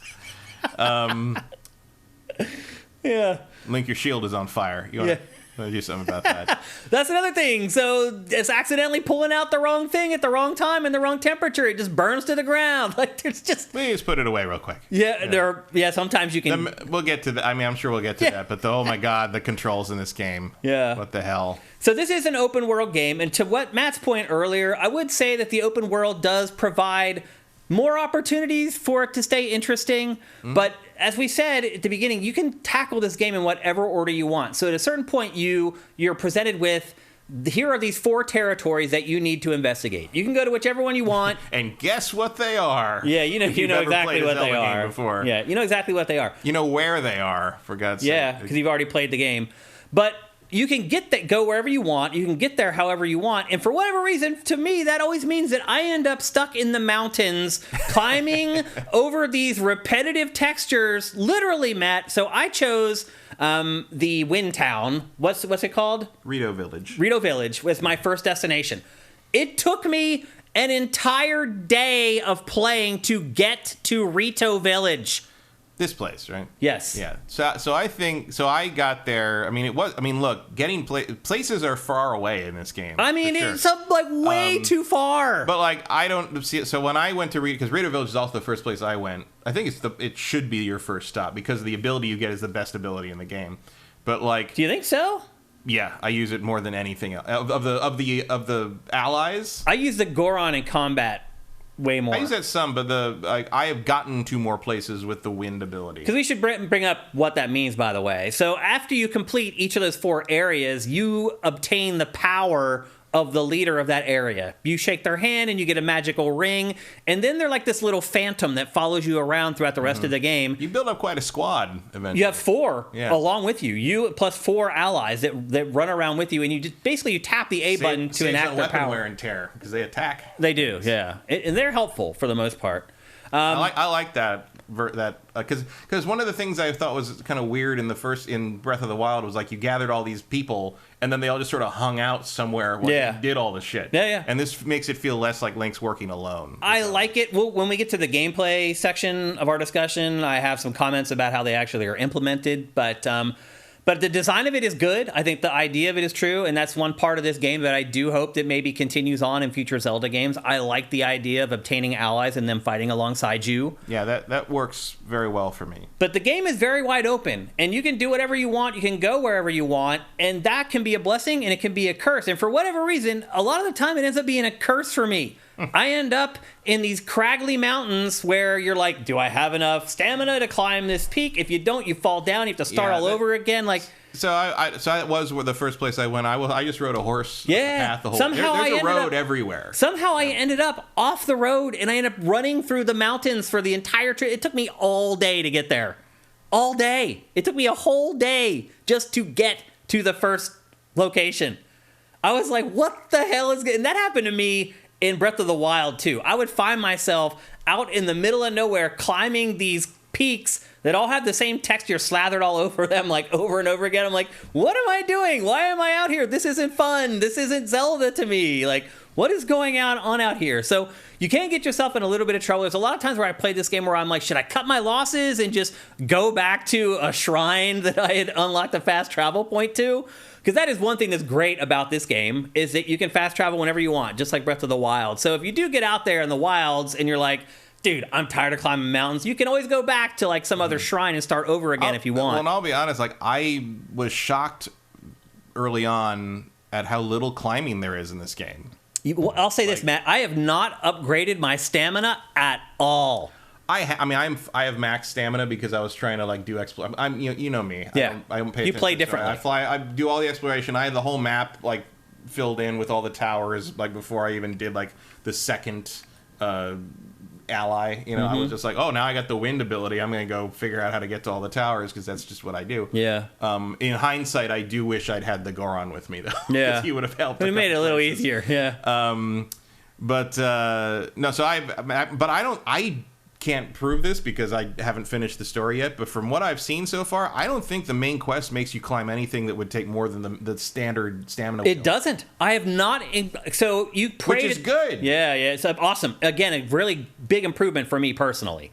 So you can go to the statues and pray if you have enough of the there's so many things to collect in this game. I can't remember the names of all of them. From the shrine, the light something. Yeah, something of lights. Light. You complete a shrine, you get one. And if you collect 4 of them, you can go to the statue and pray, and you can choose to either upgrade your health and get a new heart container, or you can choose to upgrade your stamina. I have not upgraded my stamina at all, and I've been able to adventure wherever I wanted to. I also upgraded the stamina first. Oh. Because I knew something was coming. Oh, interesting. What was that? I'm not going to... I'll tell you after. It's a spoiler? Oh, okay. I'll tell you after. How did you know beforehand? Because I got spoiled on Twitter, but I'm like, I'm glad I know that. Well, I'll be honest with you, Matt. Again, put it this way: there is a way to swap stamina upgrades and heart upgrades. Yeah, I know that. I found that. There's a reason that's in the game. Oh, interesting. Okay. So anyway, I have not upgraded my stamina at all. It hasn't mattered. The base stamina that they give you is enough. That's all you really need to play through the game, which I like. Like, I hated the stamina meter. I also have not come across any areas where it was like raining and I was slipping down the rocks. I don't get, because you still fall down the rocks when it rains. I haven't come across that at all. I have had that happen constantly. I haven't had an electrical storm where I got electrocuted. Man, I haven't gotten electrocuted because I take my metal stuff off. But like, the instant a lightning storm hits, all my metal, my Hylian shield starts glowing. Yeah, I haven't come across any of that, but Matt has. So it's there, but I guess it's just less frequent than it used to be. A lot of the stuff that was a constant presence in the first game has been made more intermittent. They have dialed it back, They have listened to fans in some ways, but not always. Mm-hmm. That's Digital Reflex is right. The falling from the rain happens in the jungle. That's the first place I got where I really became a problem. Oh, okay. I haven't been there yet. So there you go. The jungle was wetter. I guess. Yeah, I've not slipped climbing at all, except for one cave that I went into that it was very specific that this is slippery. The caves that are with the dripping, they're the worst. They're made to be that way. But also, I mean, there are 2 different things you can use to make elixirs that let you stick to water, to wet ground. So they put in a number of ways to mitigate that. Yeah, those elixirs aren't 100%, by the way. They help, but they're not 100%. You will not slip if you climb slow. If you try to do the jumping, you'll still have a chance of sliding. Yep. Which is hard for me because I'm impatient. Yeah. So this is an open world game where you can go anywhere and do whatever you want. It's very strange because the day before the game came out, there was an interview published with the developers of the game where they asked them if there are Zelda dungeons in Tears of the Kingdom. And the developers said yes. The developers were lying. That is a lie. Yeah, there are no dungeons. That is a lie. They might have been trying to... How do they not know what people are talking about? They might have been trying to count the temples as dungeons, but they are not. But those were in Breath of the Wild. I mean, they're a little more like Zelda dungeons than where the divine beasts were, but they are still just like not really solve one room of thing. Well, I mean, you want to get into this thing now? Because like I got some thoughts. Yeah, there are no real dungeons in this. No, it is a huge disappointment to me. Like, and I will take you one step further. There are no real puzzles in this. Not game. a lot. There are obstacle courses you solve with the kludgy method of I'm going to build something and get over the thing. But there are no puzzles. No, they're not. In this game. Yeah. Which I'll be honest with you, I didn't miss that much. But I do. Well, I missed it because I missed the dungeons, and that's where you would typically get the puzzles. If all the open world and the sandbox of the main world were all that stuff, and then but we had 7 to 9 solid puzzle box dungeons. Because here's the thing. I mean, I got a lot of thoughts on the construction system. We'll talk about that for sure. So that ties into that. But my take on this is something they will never do. But you give me 7 to 9 standard traditional puzzle box Zelda dungeons where you turn the Ultra Hand shit off. Oh yeah, I mean, and I would consider this maybe one of the best games of all time. Yeah. That's a lot of work that needs to be done. They did not do that. They did not do that. There are no dungeons in this. Still, I don't understand what the developers were thinking, Matt. They know that people complained about Breath of the Wild not having... because they doubled down on the sandbox construction physics toy element of it. And I think once you do that, you have a problem because you can't build a dungeon that can't. I mean, because look, Zelda dungeons are like, classically are basically like these puzzle boxes, and you have to move this lever over here and slide this over here and move it and open it. And when you open it all up, there's an item inside that then lets you get to a new place, get to a new puzzle box, and solve part of that puzzle box, get the next item. That's the Zelda formula. That's how the formulas work since Link to the Past, arguably Link to the Past and Ocarina of Time perfected that, so you kind of got to change it up. So I understand why they've sort of struggled. Yeah, you can't make the same game forever, but that's how it has traditionally worked. In this, even if you constructed one of those puzzle boxes, and they don't try to construct a puzzle box that intricate, but when they do set up like some kind of puzzle situation, the solution, because of the Ultra Hand stuff, tends to just be hit it with a hammer until it breaks. Yeah, or all most of the Ultra Hand puzzles are like just build a long ramp. That too. Like, and I cannot, one of the early, I mean, this is early on, probably first day of playing or something, when I ran into a shrine that was up on top of a tall pillar, and I looked around. No, it was that, and the other shrine was a shrine surrounded by thorns, but I couldn't burn them because there was water on them. Yeah. So because they were in a little pool. Yeah. And other Zeldas, you'd find a way to drain the pool, you'd find a way to drop a bridge to the pillar, you'd find a way to climb up to something else so you could glide down to the higher, so you could glide down to the pillar. And in the end, the solution, as far as I could tell, was just put a bunch of logs together and lay them across the thorns and walk into the shrine. Put a bunch of logs together and lay them up against the pillar like a ramp and walk up them to the shrine. And I hate that. And I know that everybody, so it's like I broke it, it's like I outsmarted the development. No, it's fucking stupid. Everything feels like it doesn't have a real solution in this game. One point I ran into a shrine that was like a giant pachinko machine, and by the title of the thing, clearly it wants me to move the little spike things to make it drop the ball down. drop. But I just walked up to it, grabbed the ball, and dropped it in the hole. Slot. It's just like, no. Yeah, I know. I hate it. I fucking hate it. We're going to get into it in a minute. Let's finish off the design section here, because I think people are going to start hearing some stuff about this game that either they didn't want to hear or they're in denial about. And I think probably 10 or 12 months from now, a lot of people are going to agree with us on a lot of this stuff. They won't fully agree with it, but they'll be like, yeah, I can see that. It's like Breath of the Wild. It's not like people haven't come around. It's like, no, it's not the greatest game I've ever played. They're like, no, it's the greatest game I've ever played, but I guess I understand how it's not for everybody. That's about as far as you can get with that. And we're there again. Well, the Ultra Hand, I don't want to talk about the implementation of it yet, of actually doing it, like the gameplay part of it, but the design part of it, like when you first start playing the game, you think it's this like open world thing where you can just freelance it and figure out cool. It's really not. Like the more you play the game, you get to a place where they want you to use Ultra Hand, and they just lay all the exact parts that you need there to build exactly what they want you to build. Right. And as you get farther into the game, they even build the thing for you and like break it in half and just ask you to reattach the thing together and get on it. So to me, it's just like, just put a vehicle there. Yeah, just give me vehicles. Just give me a freaking vehicle. Why do I have to build it? It's like I said to one of my other friends, we're talking about it, who hadn't played it yet, and I'm like, here's the thing. When you found a secret cave or something in previous Zelda games, it usually led to a secret treasure or a special item. In this game, it leads to fucking carpentry. Or 5 arrows. Yeah, the rewards out of chests are not worth the effort. Yeah, I mean, that's part of design, how they reward you for what you do. There's no, again, going back to what I was saying earlier, there's no reason to engage in combat in this. None. Because it doesn't increase Link's power at all. All it will do is give you new arrows or give you a piece of frickin' amber. Well, it'll give you, if you need particular enemy pieces to fuse to weapons to make your good weapons. Right. That's it. But that's so you have to fight one guy to get the part. There's like 5 enemies that are worth killing at that point. Once you got to do the build up, but after a certain point, it's never worth killing a bokoblin, whatever the fuck I just run past them. You don't care because they don't chase you. It's like after I did it for the first 30 hours, I'm like, I don't need more arrows. I don't need another bomb. Why am I going to waste my time standing here for 30 minutes fighting this group of enemies and I get a bomb?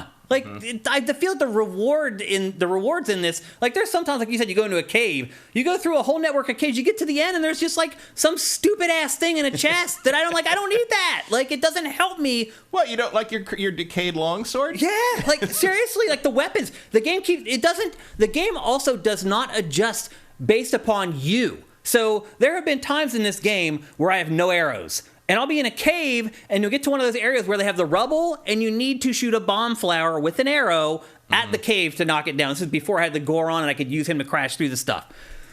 There's chests there. They know I have no arrows. The game knows I need an arrow to blow this up. I open the chest and it gives me like a wooden stick. It's like, what the F, man? Like, it doesn't even adjust. Like, that's when you're supposed to attach the bomb to the wooden stick and then throw the wooden stick at the thing. It's very sick. Well, I mean, that problem got so bad that eventually every time once I finally started getting rupees, because I didn't have any money at all for the first like 4 hours of this game. I was like, at one point, I was like, are there rupees in this game? Because no one's dropping any money. I know. They're so stingy with the rupees in this. But finally, like, that's why everyone's using the item glitch trick. Right.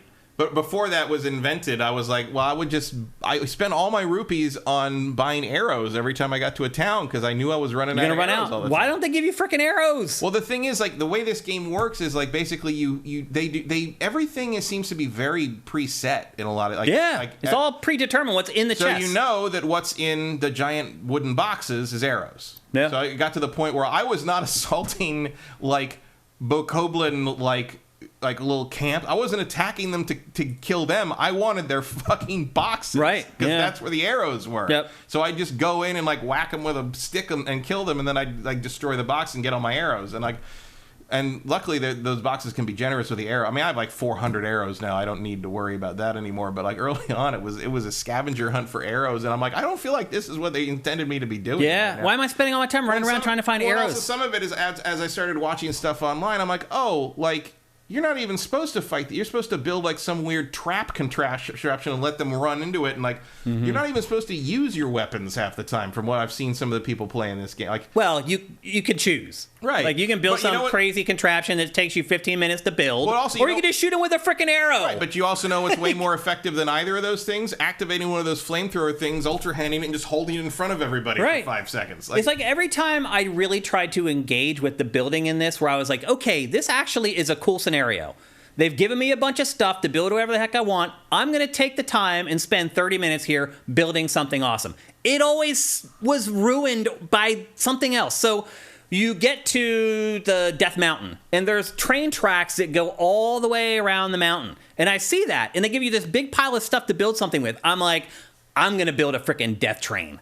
So I put carts together, attach them together in a line, and I built this crazy Mad Max-like killing machine that had like blades on each side, so as it went around the tracks, it would just annihilate all the enemies along the side of the track. I'm like, hot damn, I build it, I jump in it, I whack it so it starts moving, and I get up, and it's like, all the enemies are off the tracks. They're 50 yards off the tracks, and then they put poles next to the tracks. So everything that I built gets caught on the things and just gets destroyed.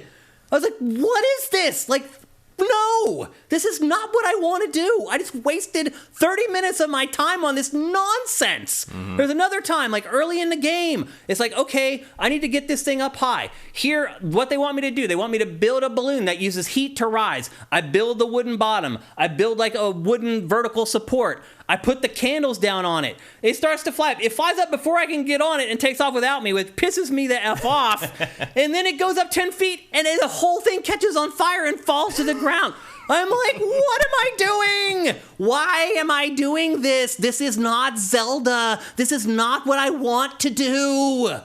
I will say that if you get auto build, it solves some of those issues. What is auto build? That is one of the abilities in the wheel you can get. At the very beginning, when you go to that first place in Hyrule, the Lookout Landing or whatever, and the little scientist woman tells you, like, I want to go look in those depths or whatever, and so you go down and do that. And like, and you go down there, it's pitch black for the first time. You can't see anything. You find the statue there, and she says it points. If you follow the statues, you get to a mine that gives you the auto build ability, where you get schemes and you can save everything. Like you build templates, basically. Templates, but also you can save anything you build as a favorite. Oh. So you can just rebuild it. I never got that. I still don't have it. No, it's key. And then after that, doing that also unlocks some side quests to upgrade your data pad thing to track specific things. I don't have that either. To tell you when shrines are nearby and all that stuff. So yes, I didn't do that for like 15 hours until like I was like, what is this extra? I still don't have either one of those. Yeah, well, because they're completely missable. They're all side quests.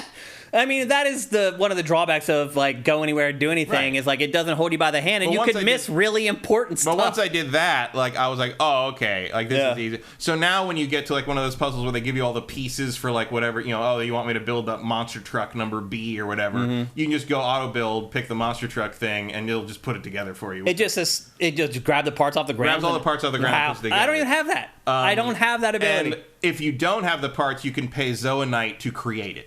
Interesting. So if you're missing like a control stick or a wheel, that whole mechanic, I never even participated. Well, yeah, because if you don't follow that side quest, you never see it. That's crazy. It's just down there. Yeah. It's the whole. I mean, the depths thing. Like, I knew you wouldn't like that. Well, when they first drop you down in there, it's pitch black. You can't see anything. Yeah. Why? Because you got to activate the light routes, and that lights the areas up, and you got to then you venture into the dark and find. I had no light. I finished that whole thing in the dark, Matt. I did not. No, you're supposed to go to the light route and activate it, and it lights the whole area up. I never did it. It guides you to that. I ran. Wow. It tells you, like, you run into the guy down there because you're looking. Like, I found the one big thing where it lights up, right? But that just lights up that area. Right. Like, you venture away, it's pitch black. There's like 50 of those down there. Oh, I only there's tons of them. I only lit one. That's the whole thing down there. It's like getting from light route to light route. That's hilarious. I lit the one, the very first one. I never lit another one. It's like I'm down there and I'm like, oh, somebody played Dark Souls. Like it's the depths are basic to me. They're dark. So the little bit of Metroid Prime 2 as well. A little bit, but like it reminds me of Dark Souls, where like kind of getting from bonfire to bonfire. I mean, Metroid Prime 2 is like that. You have those orbs that are safe zones when you get into the dark side of the game. And you have to go under those little, like, umbrella domes to be safe, basically. Oh, well, this is way less annoying than that. Yeah. Well, that was annoying in Metroid Prime 2. I hated it. It was incredibly annoying in Metroid Prime 2. Yeah. But that's the thing. That's kind of the point, though, is you can miss very important stuff in this game. It's easy to forget, because I didn't even think about the depths until after that initial quest, until, like, hours and hours later, and I'm like, what's going on? Like, wait a minute. Remember stuff down there? Because at some point I realized I hadn't upgraded my battery at all. It was like 25 hours into the game. I haven't upgraded mine. Well, now I'm up to 7 out of 8. So I'm like, I have tons of them. I haven't upgraded it, though. Well, because early on, it's like, oh, you need these little, the constructs tell you need these, like, whatever the little buzzy things are. And like, oh, you get those. I'm like, okay, so I can buy like 20 from this guy. Like, you need 100 for one slot, like not even a full battery, but 1/3 of a battery. I'm like, how am I ever supposed to get that many of those? And eventually it turns out you can buy bigger ones with the large Zoanite. And the best way to get I haven't upgraded that at all. The best way to get large Zoanite is you can basically do like a circuit and kill all the mini bosses every time the blood moon rises, and do a circuit, and you get basically enough to upgrade like usually 3. And so I've gotten 1 battery every time the blood moon cycle happens. Interesting. And so I'm now up to 7. And I have to admit, like, even running, I've been building flying machines to try to get through the dark of that area with like headlights on them and shit. And I gotta say, even my longest flights have not used more than half my battery life. I don't know what all those batteries are for, but I assume it's for some of the fancy post-game people who just want to trick and do crazy stuff. It drains faster the more things are. And I've seen like people on Twitter that built like a giant mech with auto targeting lasers, and like, yeah, it's gonna drain your battery pretty fast. Yeah. But like, also you don't need to do that. Yeah. It's just for fun. I'll let the people on YouTube do that stuff. No more than you need to crucify the Koroks. Yeah. Just like Breath of the Wild, you spend a ton of time in the menus. The weapons don't seem to break quite as often as Breath of the Wild. And at least you can repair them now. Yeah. So wait, how do you repair weapons? Rock Octoroks can repair weapons. No idea. So again, I had no idea. We gotta discover it. It's like, I don't know how you would. I saw it online, obviously, but like, so rock Octoroks, not any other Octoroks, but the rock ones near Death Mountain. If you drop a weapon or a shield or a bow in front of them, because the way they work is they suck air in and then they shoot like a molten rock at you. If you drop a weapon in front of them and they suck it in, instead of shooting a molten rock, they'll chew it for a little bit and they'll repair it and they'll spit it back out at you. And it will hurt you if it hits you. But if you pick it up, it's completely pristine again, and they've added a bonus to it. What? I had no idea. You only can do it once, and then you have to wait, and you have to kill them and wait until the blood moon respawns all the enemies. But I went around that area and put a little skull marker on every rock Octorok I found, so I never have to worry about my weapons breaking ever again. I never even found that mechanic. But the weapons just don't break as often. No, like they're more durable. And once you get the higher level ones, like once you're merging like, non-decaying weapons with like high level enemy parts, like Linnell horns and stuff, like those things last a really respectable amount of time. That's another thing that they changed about the sequel that makes it way better, I believe. Yeah, although early on you don't know that because those sticks still break way too fast. Yeah, but you still spend so much time in the menus, like. And oh my God, get the Hylian shield as soon as you can. I still don't have that either. That thing's durability. I've had that thing for 20 hours and I've never had to repair it. Still don't have it. How'd you find it? It's in the ruins of the castle. But how did you find it? I just was poking around. You just found it like on your own? Yeah. I was like, what's back here? And I found a thing, and there was a thing up there, and there was another switch over here, and I jumped on it, and a treasure chest popped up, and I opened it, and the Hylian shield was in. Yeah, I mean, I don't have it still, and I've been playing it for 40 hours. And the other tip I'll give you is you get the legendary weapons, or the weapons that they can make you. Like once you solve a quest in an area, they'll be like, I'll forge you the special Goron weapon or whatever. Yeah. And they'll say, I'll make you another one special if it breaks. Bow or whatever. When they say, I'll fix it if it breaks, what they mean is you'll spend all those resources again. To just have it built again. Or 10 diamonds, whatever. I'm like, no. So, and the problem is the Rock Octoroks will not repair those weapons. They'll just spit them back out. However, if you fuse a normal weapon to the special weapon, then feed it to the Rock Octorok, it will repair both of them, and then you can take it to the Tarrytown Goron that separates weapons, and then you get your legendary weapon back. This is all too much work. It's all too much work. It's like, I don't want to do that. Well, because it's a toy. It's just annoying. Because it's a toy. It's not a game. You're right. It is really a toy that you fiddle around with more than something that you play. I agree with that. It's more Minecraft than Zelda. Yeah. There's enemies everywhere. Like, if you're just venturing around, like I'm not saying I wouldn't rather just have a fucking sword that doesn't break. Yeah. I'm just saying I've found ways around this. Yep. There are enemies everywhere. Like, it's this game, like, you get hit twice, you die. Like, it doesn't really matter how many hearts you have. Like, that's one of the other reasons I went for stamina first, was because, like, it doesn't fucking matter. Like, there are enemies that just will one-shot you. Yeah. There are enemies that will... That's why I started just running around them. Certain attacks take you down to 1/4 heart pretty much no matter what. Yeah. It's insane.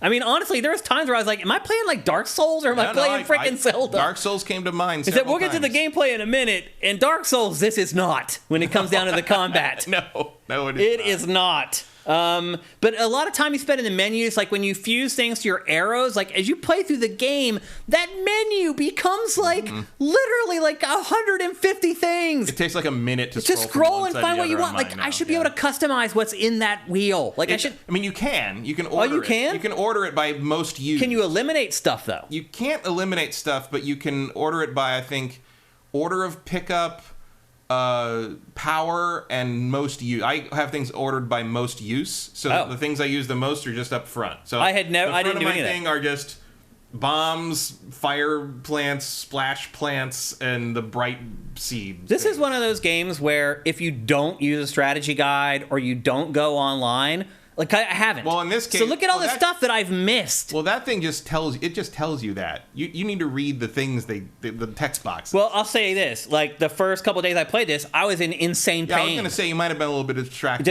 Yeah. And so I wasn't paying attention at times because I was just like, I feel like death. So I may have missed some stuff early in the game that I wouldn't normally. If you look at that menu, like, there's the button prompts underneath are like sort. There's a sort option. I totally missed that. It'll tell you what it is. I just want to... That's also in the inventory screens, but the inventory screens forget a lot. Yeah, it's not so much that the order bothers me. It's the amount that is there. It's like... I think you could... I mean, that's it helps to order them. Because but you can attach anything to the fucking arrow, so like they can't separate them out. Because if you want to stick a fucking roast chicken on the end of an arrow, you can. But I'm never gonna. And so I would like the ability to remove that from the list, so it's not cluttering up this gigantic list of crap. So, but yeah, you spend a lot of time in the menus, like either your shield breaks or your weapon breaks, or there's just so much administration, or the weather changes and you need to change your armor. There's just so much administration in this game. It is. It's. Yep. There are times when I almost want to just go back. I almost just loaded up an Ocarina of Time. I know. And it's so much more simpler, and to me, it's more fun and elegant. It's more elegant. Yeah, elegant is the word. Yeah. The cooking stuff, also annoying, just as annoying as it was in Breath of the Wild. They haven't really tweaked anything there. The cooking. Like, having to constantly cook meals so that you can survive the cold or you can survive the heat, or just because every time you get hit, you lose half your health, you always have to have health items that will repair at least like 5 hearts or... But it's also the same curve as before, where like at a certain point, I stopped getting hit because I learned how. I stopped fighting. I pretty much stopped fighting. Yeah, man, I have used the bow so much in this game more than any other type of weapon. It's astounding. I mean, I only use the melee weapons if I knock them down to close in. Yeah, for the like jumping slash. But like. Yeah, like, I'm full of meals. I hit, there's a meal limit. Yeah. You know that? You can be full of meals, and I'm like, I don't have any reason to eat food anymore, because I have armor that can protect me from the various elemental things, because that's the only thing I ended up spending any money on. They're expensive. And, well, that and upgrading some of the stuff. But that's also annoying, where I'm like, I have a very highly upgraded set of Twilight Princess armor that I got from my amiibos. Mm-hmm. But, like, I don't have the resources to upgrade all the elemental things. So every time I run into somewhere that's cold, I have to put on armor that's like a third of the protection. Right. Yeah. And it's like, and so I have to still eat meals. Because all the upgrading, it's glacial. The upgrading in this game is glacial, and it feels like. It feels futile. It doesn't even feel good when I turn in stuff for hearts or stamina, and then I go back to the shrines, and it's like, here's part 1 of 4, and you need 5 more for the next stamina wheel. I'm just like, oh my God, I'm never going to get there. Like it's disheartening. You can import your horses from Breath of the Wild. However, it didn't work for me. It did for me, but I didn't realize what was happening. And they're like, okay, I'm like, oh, you've got some horses. You can't board this horse here. It's full. You're full. And I'm like, how am I full? I just got to the fuck. So I triple checked that my save was on my Switch from Breath of the Wild, and I go to the stable. There's no horses there. I mean, the good news is, who cares? Yeah, it doesn't matter. They give you one anyway. Yeah, you get and one it does still take a while to tame it, so it isn't like running weird. Like it won't run in a straight line. You hit the L button. You just keep whacking the L button. Just whacking the side of the head long enough until it loves you. Just like any horse. You know? Yeah. And then, what's supposed to be the dungeons are these temples, but really they're not dungeons at all. Like, they're these little gauntlets where you have to unlock like 4 or 5 locks, depending on which one it is.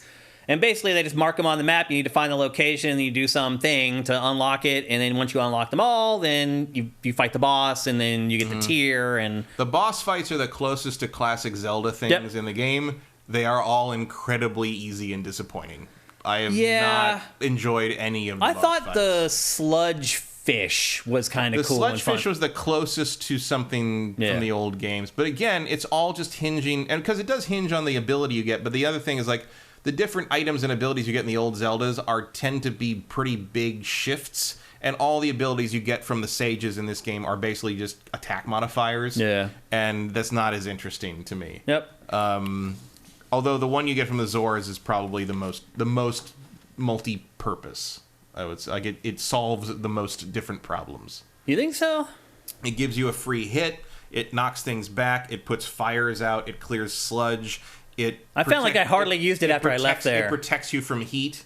There's a lot. You can walk through lava with that thing on. Yeah, like there's a lot of uses for that. Whereas the others are all. I mean, the gust can basically make you fly, which is the most useful thing in the whole game for traversal.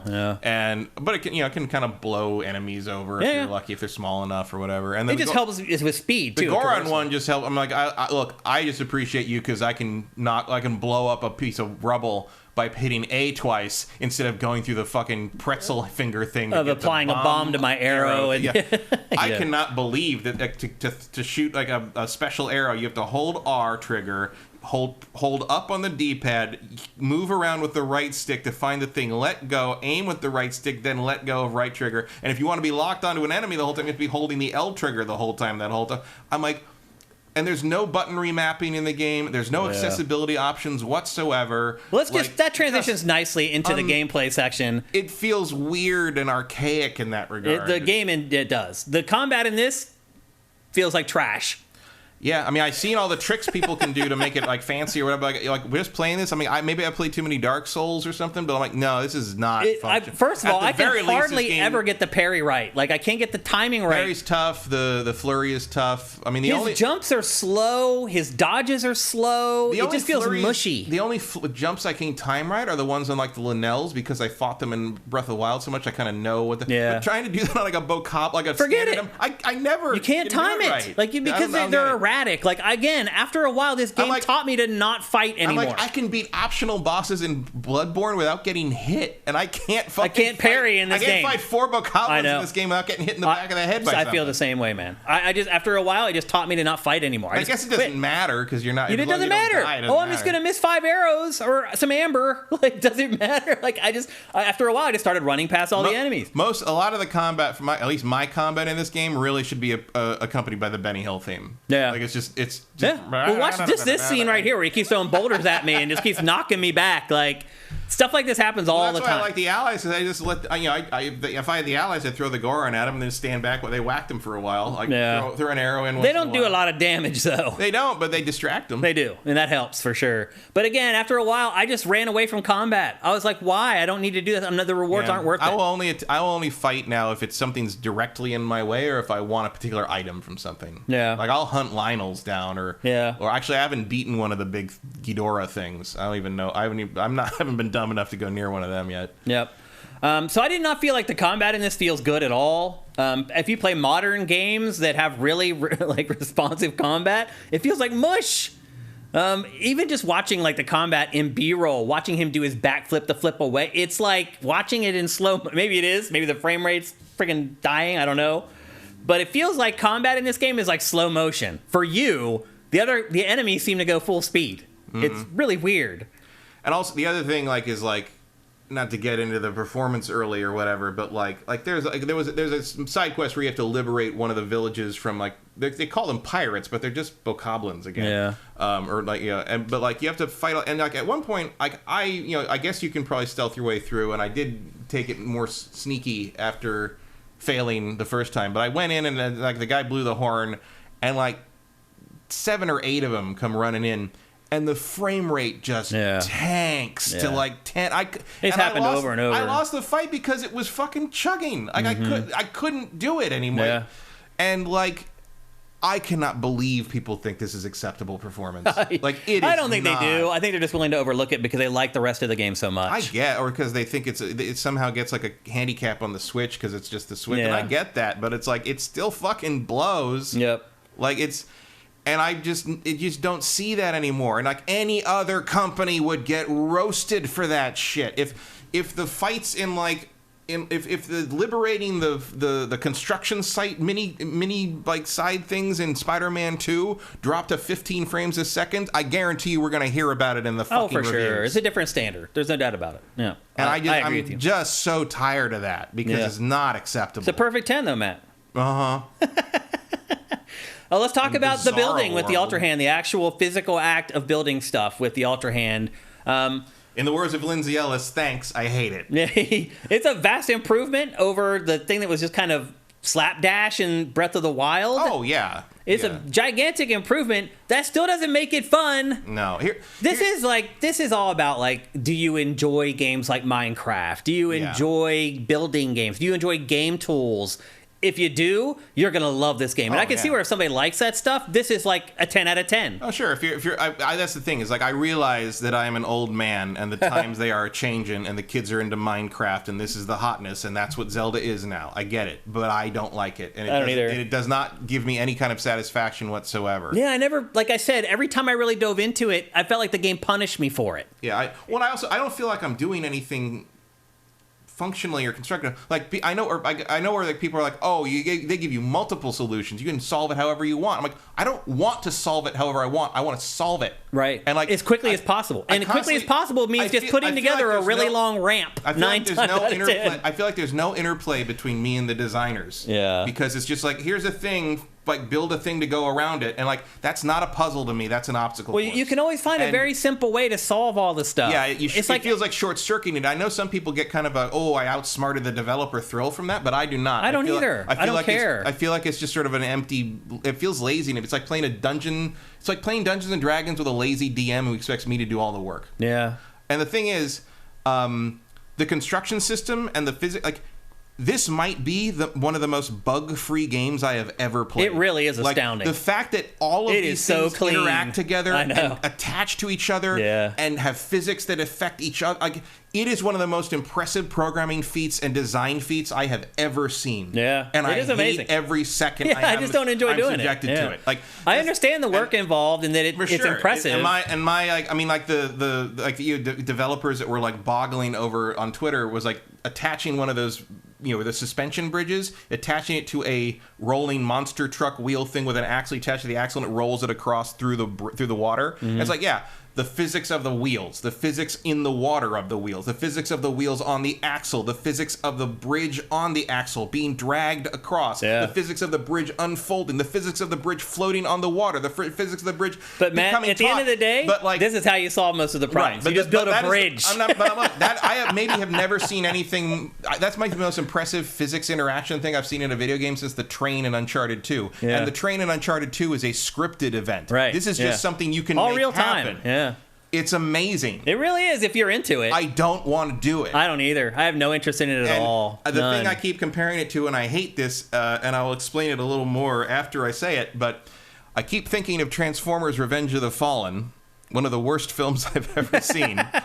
And I looked at that movie and I'm like, every single person behind the scenes, every stunt person, every pyrotechnics person, every ILM effects person, everyone who worked on this movie in a technical sense gave 110%. It's one of the most impressive achievements in that regard I've ever seen. But the overall thing, I don't want to be here anymore. Yeah. And I am not saying that Tears of the Kingdom is the equivalent of Revenge of the Fallen in terms of games to movies. Not at all. Yeah. I like this game well enough. It's middle of the pack Zelda to me. But I absolutely believe that if Ubisoft or EA put this out, if this was like Immortals Phoenix Rising 2, it would get 7.5s across the board, get a pat on the head for being ambitious, and that would be the end of the story. Yeah. I just found all the building to be frivolous, and the game admits that it's frivolous at the end because it just starts building the crap for you. Mm-hmm. As you get further into the game, they aren't even just giving you a pile of stuff anymore. They're like, here's a vehicle. Stuff. They're like, here's a vehicle that we built. We broke it in half. Put it back together, get on it, and drive it. Figure it out. So, I mean, seriously, even the designers at a certain point are like, you know what? Well, now, look, I will say this from you, because I think I'm less frustrated with this than you are, but part of that is because I got the auto build. No. Don't give up on this game until you go get the auto build. Oh, I'm not giving up on it. I'm still playing it, and I'm enjoying it in spurts. There's just huge sections of it that I have no interest in experiencing. There's a bunch of stuff in this I really like running around the world. I like a lot of the side quests, even though the rewards are terrible.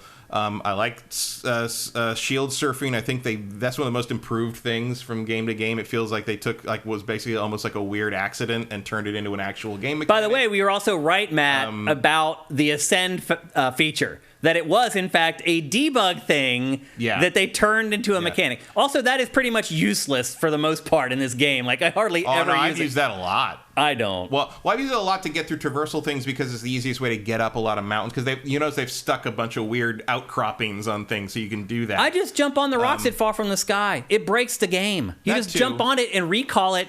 And go up to the sky, and then you can go anywhere you want to go. It breaks the game. But they're not always around. They're almost always, though. You can find them, man. Believe me, I've been through this whole map. So have I. Sometimes there's nothing. And it saved my ass when I fall off one of those mountaintops. I still haven't gotten to that fucking forest. The what forest? The Lost Forest? The Lost Forest. I haven't either. Still haven't gotten to the Lost Woods. That thing. Well, the other thing is so I use the dive upward thing a lot when I'm going places I'm probably not supposed to be yet, basically. But I constantly forget about it in puzzle solving and because it's such an unnatural. His abilities are so weird. They're so outside the world. They feel like game abilities. They do not feel this game is gamey. Yeah. Let's be honest. There's a lot of contrivances where you're like, well, it's a video game, so... Yeah, there's no immersion there at all for me. And right down to when you can attach a pot to your shield or, a piece of meat to your sword, I like the thing where you put a mushroom on it and it just makes them bounce 4,000 yards. And, and nobody really seems to know what to make of you. Yeah. When you move the things around. And it's funny because sometimes they'll be like, hey, watch it, don't do that. And then other times you'll do something where if as part of a quest and put together and they're like, where did that come from? So can you see me do that or not? Yeah.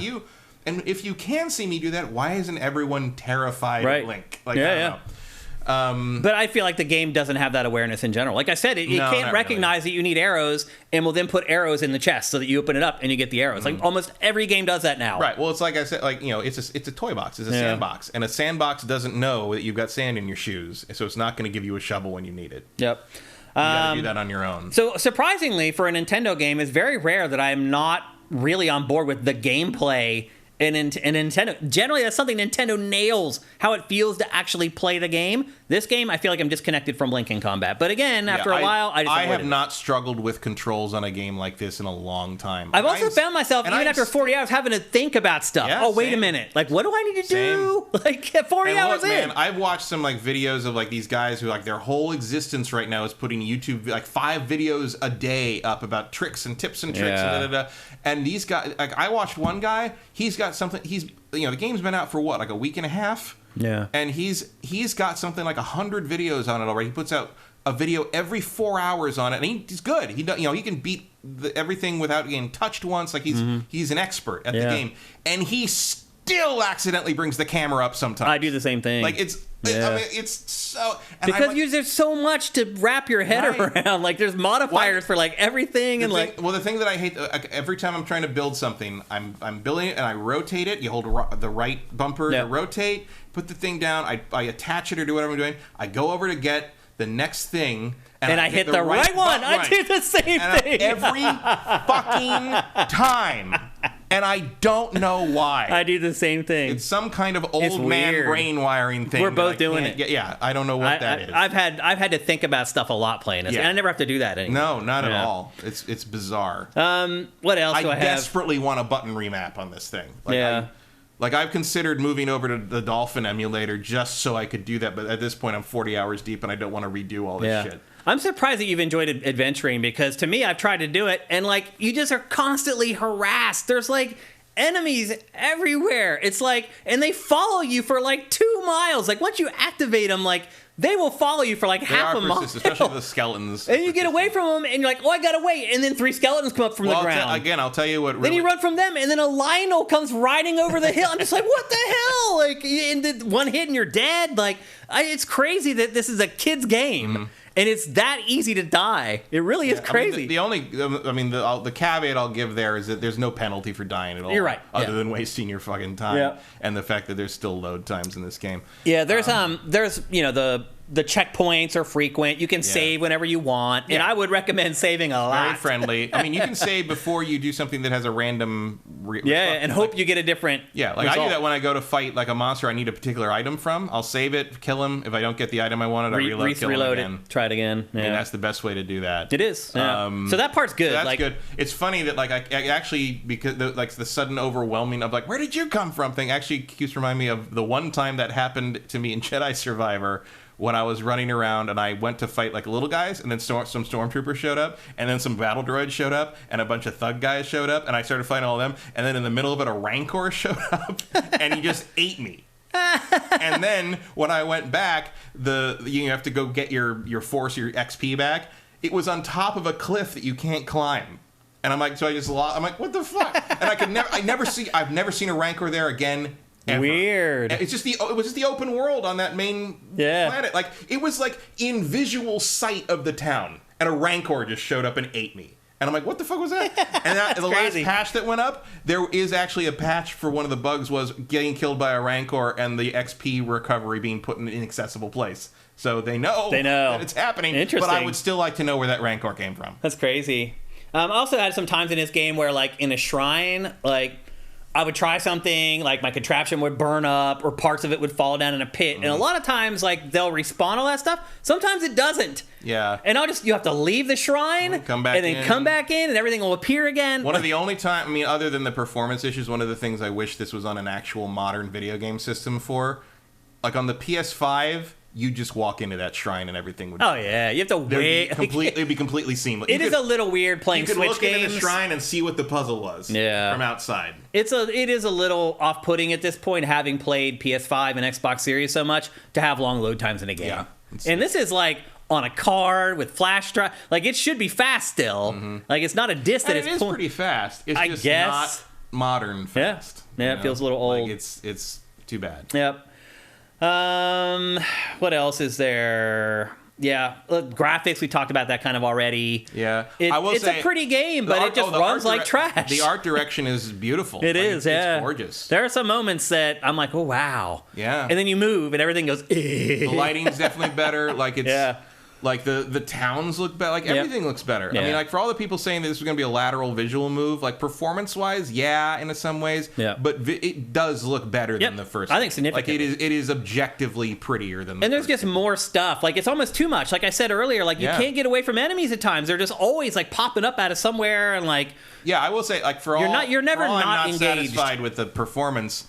It is kind of a miracle on the hardware. Yeah, it's hard to believe they got it to work. Oh, yeah. Basically a cell phone. I mean, that's really what the Switch is. It's a cell phone. I mean, it's super. That's the frustrating thing about this game is, like, I am so impressed by so much of what they've done, and I just hate so much of it. Like, and I know that's me. I know that's just. It's not just you. It's also me. Right, but it's not what I want from a Zelda game. I would be less. You said earlier before the show started, like, if they just made this, if this was just Kid Icarus, it would be. And you know that's my opinion. Look, we're older. We've been playing Zelda our whole lives, and I'm not the person. It's like, this is a Zelda game, so this is how it should be. Right. Zelda used to be my favorite franchise of all franchises. It was my favorite video game franchise, and now it is gone. Mm-hmm. It does not exist anymore. Yeah, and you know me. I am not someone who holds on to the past of these things. I'm the one that's being like, die E3, die. You know, But like, and I will roll with whatever these series become, even the ones I love, very much. I would certainly rather they become something else than disappear, like most of my favorite Sega series. Yeah. Panzer Dragoon Saga, looking at you. But like, playing this game and hearing them talk subsequently after it sells 10 million copies in 3 days about how this is the template for Zelda going forward has made me, have to admit to myself, Zelda is no longer for me. It made me sad. And it is sad. It made me sad. And I understand why they're doing it, and I understand. And I'm not begrudging any of you guys that like this type of Zelda. Like, I'm not saying anybody's wrong for loving this. I understand why they need to move on, but they've basically spent 20-some years building this franchise that people like us fell in love with, and then they just took it away. Mm-hmm. Like, this isn't Zelda. This is some other thing, and it's really good, and it's really polished, and but it's not what I want to play. No, I would love it if it became like a Metroid Prime Metroid thing. Yeah. Where, like, you had these big sandbox open world Zeldas, and you had traditional Zeldas. Yeah, my point was that, like, either they should have launched this stuff with a new IP, or they should have found a dormant IP like Kid Icarus that was a good fit for it. To make Zelda a certain way and build up a fan base. And now I get a lot of Zelda fans do like this change. I'm just not one of them. It's become a franchise that is not for me. And I get it that it's for a lot of other people and a lot of other people like it. I don't. Yeah, I will say this. If you do another one and you put in 7 to 9 classic puzzle box style well-made Zelda dungeons in which you remove my building abilities and I have to just solve it old school, I would love it. It clashes though, because at the end of that dungeon you need to get something that helps you. Else. It's a chain, and that's what this is lost. Right. There's no building on the game. See, in that case, I think you need to get an item.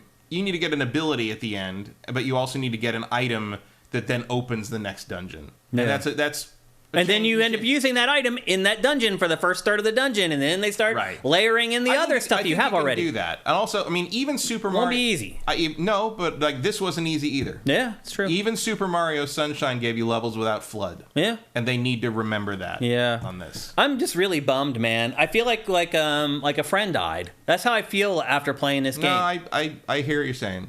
I get it. It was my favorite franchise in the whole industry. For like, if anybody that ever asked me, what's your favorite video game? It was Zelda. I can't say that anymore. It's not even in like my top 10 franchises now. Like, in my opinion, Zelda's been ruined. Like, I understand again that some people like this stuff. To me, they should have made another franchise for that. And then all those people can love that franchise, and the people who have loved Zelda all along can keep playing Zelda. Like, yeah. Well, here's the thing. Like, I didn't think Breath of the Wild was a wrong direction for Zelda. I just, like I've said many times, it felt like a test bed for an overworld for an actual Zelda game. Yeah. But instead of going that direction, they broke the other way with all the experimental, like, messing with the physics stuff that people did, and turned it into a toy box. And that was a niche amount of people that did that with Breath of the Wild, by the way. It wasn't everybody that just started going hog wild with the building crap and like flying to the end of the game in the first 10 minutes. That was a niche of people. And they've taken that niche of people and said, everybody wants to do this. I don't want to do it. I can't tell you how many times I was playing this game and I'm like, what the hell am I doing? Why am I doing this? This is not Zelda. Like, I don't know. It just really bummed. It's like a family member died. It's like this thing that I loved so much, it's gone. And then you get the report of it. This is the way we're going from here on out. And I'm sure a lot of people are like, yeah. And I was like, no. Well, I just hope they still make, even if they're smaller, they make traditional Zeldas as sort of smaller side things, even if it's not the main. Even if they want to give me a 2D one, sure, I'll take it. Because that, to me... You want to pump out some Oracle of Ages shit? Because Zelda's old design is timeless. It never felt old. Yeah. Even with all the open world games that were coming out, Zelda still never felt old because it was the only game that could do it. Just that building and the layering of all the mechanics and the abilities. We know the formula works on, in an open world setting because Arkham City did it. Right. That's what Arkham City is. Arkham City is Zelda, an open world Zelda. Yep. You go around the open world and you find a dungeon and you do it. That's what Arkham City is. Why did people... Here's my question, Matt, into our lower third. Why did people reject Banjo-Kazooie Nuts and Bolts? Universally considered a terrible game that was so dumb that it strayed from the franchise and took away from what people loved about the franchise. Why did they say that about Banjo-Kazooie Nuts and Bolts? And with Zelda, it's like this is the most amazing thing ever. Well, I think there's two main reasons for that. First, Nuts and Bolts came out before this was popular, before Minecraft kind of made building a main... Was it before Minecraft? Yeah. Nuts and Bolts was before Minecraft? Oh, yeah. Oh, I didn't realize that. For sure. And... Nuts and Bolts sucked. Like, building things is annoying. But I enjoyed that about the building in that about as much as I enjoy the building in this. I would say go back and try it again. Really? It's worse, much worse. This is. I mean, I'm not. Look at me. I'm not defending. I think the controls for building in this game are annoying as hell. Look, I believe you're being honest. No, Nuts and Bolts. I haven't played it Nuts and Bolts is way a long worse. time. Way worse. It was more complicated to build stuff. Right. But I will say possibilities were bigger as well. I will say Tears of the Kingdom is more willing to help you. Yeah. Like in placement, in terms of kind of fudging. Would automatically snap stuff together.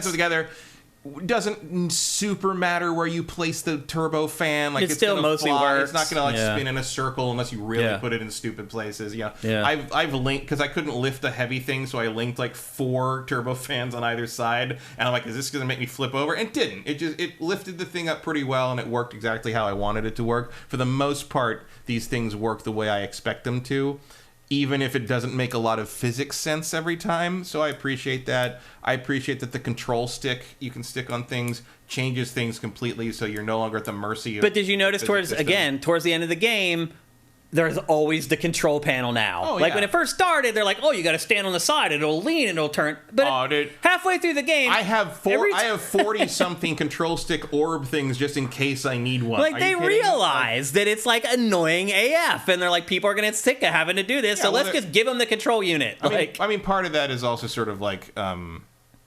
introducing concepts as you go. Yeah. So I do think you need to know how to stand around on the wing before you appreciate the ability to control it, I guess. But it teaches you something. But it's not useful when later on in the game you don't need to use it. Only in like 3 shrines. Right. Yeah, there's a shrine where it's like, you're like, oh, you need powered flight for this. I feel like the whole game loses steam pretty quickly as far as the building is concerned, as far as the special powers are concerned. Like I thought like some of like the recall and like the ascend or whatever, I was like, oh man, they'll be working new I didn't know. Like after like 10 hours, they figured out all the ways that they can use that stuff. And then like the game becomes almost easy after a while because you figured out everything that like the game is going to ask you to do from those powers. Like at first, like I would miss like, oh, there's an overhang, and that's where I could do the ascend, and then I could get up. Like I wouldn't. For the first time when I first got ascend, I didn't notice that stuff. It took a couple hours before I was like, oh, there's the overhang. They put it there so I can go and I can jump up there and get up on top. But after like 10 hours, like all the tricks had been kind of worked out, and like. And again, I think that's why the game is like, yeah, you're right. Like, you know how to do all this stuff now. Here's the frickin' car. Like, just drive the frickin' car. Like, I don't know. The other thing is that in the depths, you'll find vehicles sometimes. And some of them are like Mad Max things. And you can't take them apart. Yeah. Like, they're like, no, you can't rip this apart. Like, Yeah. We're not going to let you do that. I'm like, I want to take this and put it on this other thing. Like, no. You need this. This thing we gave you, you need to use it. Someone else built this, and that would be rude. Yeah. I mean, ultimately, the game ended up being what I feared it was going to be, which is like doubling down on the building, which I didn't care about. And it's a game where you can do all kinds of cool stuff, but you don't have to do it, and I don't want to do it. Like, to me, it's like every puzzle I can solve with building a 400-foot-long ramp, I'm going to build the fucking ramp. Like, I'm not going to sit there and fiddle around with, like, all these dumb physics. I did that with one of the temples where I saw where I needed to go, and I saw what I had to do to get there, and I glued 17 panels together and clunk and just walked because that'll take you 5 minutes. And if you know it's going to work, versus taking 15 minutes and you try the contraption and like it falls apart and you're like, why? And I will say, when I was walking up that ramp, it was bowing because it was so long. And I'm like, the physics are accurate. Man, you guys, I can't believe you guys pulled this off. This is amazing that this works. But also, I am so irritated that I basically got so frustrated with the puzzle, quote unquote puzzle, that I just built a ramp and walked over it. Yeah. And I don't like that at all. Yeah. Like, I know some people get a kick out of that, but I think it feels kludgy and it doesn't feel freeing. It doesn't feel creative. It feels like cheating. Yeah. I mean, I wouldn't, like it. I guess I'll say one thing. I wouldn't play this game if it weren't a Zelda game. Same.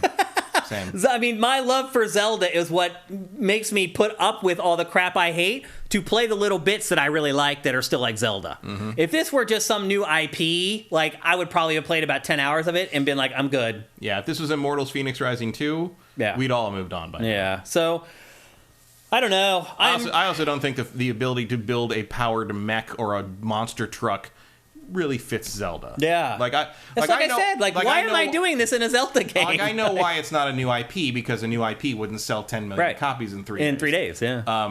But yeah, I don't... Also, I don't even like... I mean, as much as I like the art direction of the world, I don't actually like the design of the Zonai stuff. I think it looks weird and clashy. It's okay. I'm cool with the graphics and the art, other than the performance of the engine. But I don't like mixing too much tech into the Zelda world. I do find it crazy, Matt, that so many people gave this game a perfect 10. It's like they weren't even trying to find any flaws in the game. Because I found a few in the first 20 minutes. I mean, I don't understand. I mean, the Zelda bump is real, but I didn't know it was holy moly. Real. I mean, you read these reviews, it's like, did you play the... It's so funny, too. There is one review that feels the way that we feel. And that person just got slaughtered. Oh, yeah. Well, and I think they gave... Actually, I think that... I know the review you're talking about. I think that numerical score is actually lower than I'd give it. Because they gave like a 6.5 out of 10. I didn't even look. I just knew that he was critical of it, and I skimmed it. Yeah. And he was saying a lot of the stuff that I've been saying here for the last 40 minutes talking about the game. And I'm like, I get your perspective. But people are just like, no, nobody can say anything wrong about this game. Look at Zelda. I mean, this same thing happened. So crazy. This happens with every Zelda game. It happened with Skyward fucking Sword. Yeah. You couldn't say anything for... I mean, look, the period on that was about 4 months, which usually it's about 9. Yeah. Usually you have to be able to gestate a human in about the amount of time it takes to be allowed to criticize a Zelda game. Yeah. Skyward Sword only lasts about 4 or 5 months, where people are like, yeah, I guess this isn't very good.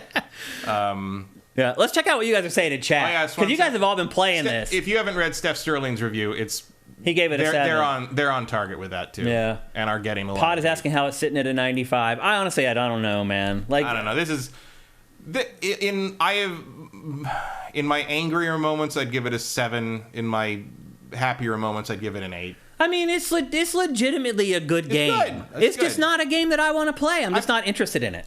And like, there's enough stuff that I do like in it that I kind of forget about it until I run up into one of the things I don't like, and I'm like, all right, I'll just get through this, and blah, blah, blah, you know. But yeah, like, after I'm kind of burned out on this, I'm probably gonna go play Ocarina on the Wii U or something. They need to remake Ocarina of Time. It's a no-brainer. I don't know what they're waiting for. I would be happy with just a Switch up-res of the 3DS remake. Yeah, because that solved about all the problems I needed. And Majora's Mask. I don't like Majora's Mask that much, but it would be nice to bring that forward. Why are the HD remasters and all that shit still sitting on the Wii U? Yeah, God of Gamblers agrees with us. I feel like a friend died too with the new Zelda. God, I miss Twilight Princess. You made me miss Twilight Princess. Tears of the Kingdom. What the hell? Yeah. Veritas says a lot of us feel the same way, Shane. I'm surprised to hear that, because if you go on the internet, it's hard to find people who will say the stuff that Matt and I just said about Tears of the Kingdom. I mean, I've been watching podcasts because obviously I have to curate and stuff like that, and like, it's insane. Yeah. Like, these podcasts are insane. Yeah, they just sit there and just like, I can't believe I attached a rocket to a pole and it shot me into the sky. It's like, who cares? What did that do in the game? Nothing. Like, Also, it's way cooler to attach it to your shield. Yeah, exactly. That's how you get up shit. Yeah. And look, I do admire that there is freeform stuff. And there's been a couple times where I found kind of cool alternative ways to do stuff. And I was like, that's kind of cool. But that's cool when it takes me like 30 seconds. Not when I spend 15 minutes to build some contraption and it catches on fire and burns to the ground. Like, no, that's not fun. Or like the fact that I didn't know until later when I was flying around in the depths that the Zora tech, like the tech things you can activate, those are invincible. The other stuff can be destroyed. Oh, right. And I was flying around on a powered plane. I had the fans on it and batteries on it, and I was flying around on a control stick. And the enemies down below kept throwing stuff and shooting stuff at me. And suddenly the wing... They're good at throwing those rocks, dude. They're like Brett Favre with the rocks. They're Hobbit accurate with that. And suddenly the wing started flashing green. And I'm like, what does that mean? And the wing disappears. And me and all the different tech pieces just go falling to the ground. And I'm like, I pull the parachute out. Now I'm in the middle of nowhere, complete pitch darkness. And I'm like, what happened to my plane? Yeah. And like, apparently I got hit enough that part of the wing part was destroyed because it has hit points, but the tech parts don't have hit points. So like, but all that just fell into the void, and I just landed in the middle of nowhere. I'm like, I don't know how to get where I was going. Yep. Time to fast travel to a shrine. Yeah, I'm gonna hit the old silk. Yep. So anyway, that's our take on Zelda Tears of the Kingdom. Now I'll be honest with you, I have not finished it yet. I don't know how much farther I have to go. I am almost done with the 4th territory. I don't know how much more there is after you finish the 4th territory. I don't know. If it's anything like Breath of the Wild, not a lot. So I'm pretty close to the end. I've played probably 40 hours of it, I'm guessing, at this point. I'm guessing they send you to one place, the Lost Woods, after you do the 4. Yeah. And then probably you're in the end game. Yeah. I mean, look, that's a 40-hour game all by itself, just doing those things, let alone being distracted. Oh, it's a huge game. Like, if you're into this stuff, you get your money's worth. And I think the problem, too, is that there are pieces of Zelda in the game. Yeah. Oh, yeah. But they're sprinkled in there, and you have to fight through all this other crap that I personally don't care about to get to the Zelda stuff. Like, it's annoying. I would just rather play a Zelda game and let this become something new, or the rebooted Kid Icarus, or attach it to some other IP. Or like a Zelda side thing. I mean, it's not a side thing. It's too big of a project for it to be a side thing. It's the main team doing it. But, like, I hope it's not the only Zelda we get forever from now on. It's starting to seem that way, Matt. Maybe. Unfortunately. Someone asked, how expansive are the depths, the Abram? I haven't spent a ton of time down there, but it seems vast. Oh, the depths cover almost the whole top map. Yeah. It has equivalents to the top map. Yeah. Like the shrines line up with the light so roofs. The map has 3 levels. You tap up and down to go from the sky to the ground to the depths. And you will usually find enemy like you'll find Linnells in the depths that are near where the stables are on the top on the ground level. Yeah. Like there is a logic to it. Yeah. But I've actually had a fair amount of fun exploring the depths and trying to get to the next light. Now that I know that I need to light up the lights, maybe I'll spend more time down there. The glowing orange like flower buds, like and like I'll look at them with the pad and mark them with the thing, and then just work your way to that marker. I didn't even know that's what I was supposed to be doing. Oh yeah, I fought through it in the dark, Matt. It's huge. But the crazy part too is I watched somebody playing it on YouTube, and they did the same thing. Well, because you got to fight through the dark until you get to the light route, and then you light the area. Like that's the challenge: is you fight through the dark, throwing those stupid flower buds that light things up until you get to the light route. Then it lights that area up, and then you move on to the next dark. Oh, you have to keep doing it over and over. Yeah. You still have to keep fighting through the dark. Yeah, because you have to fight through the dark to get to the next light route. Okay, I gotcha. Okay. I'll be honest with you guys. Like, we have a couple more topics, but I'm in pain. And I think we're going to call the show right here. We have, as I said, we're going to come back on Thursday for another episode. We're going to cover Sony's big basically it's not E3, but it is their not E3 press conference. And we have a couple topics that were going to be in this show that we're just going to roll into Thursday. And I also feel like I've figured out what my limit is right now for doing the show. Before we go, though, we do have one thing that we're going to do.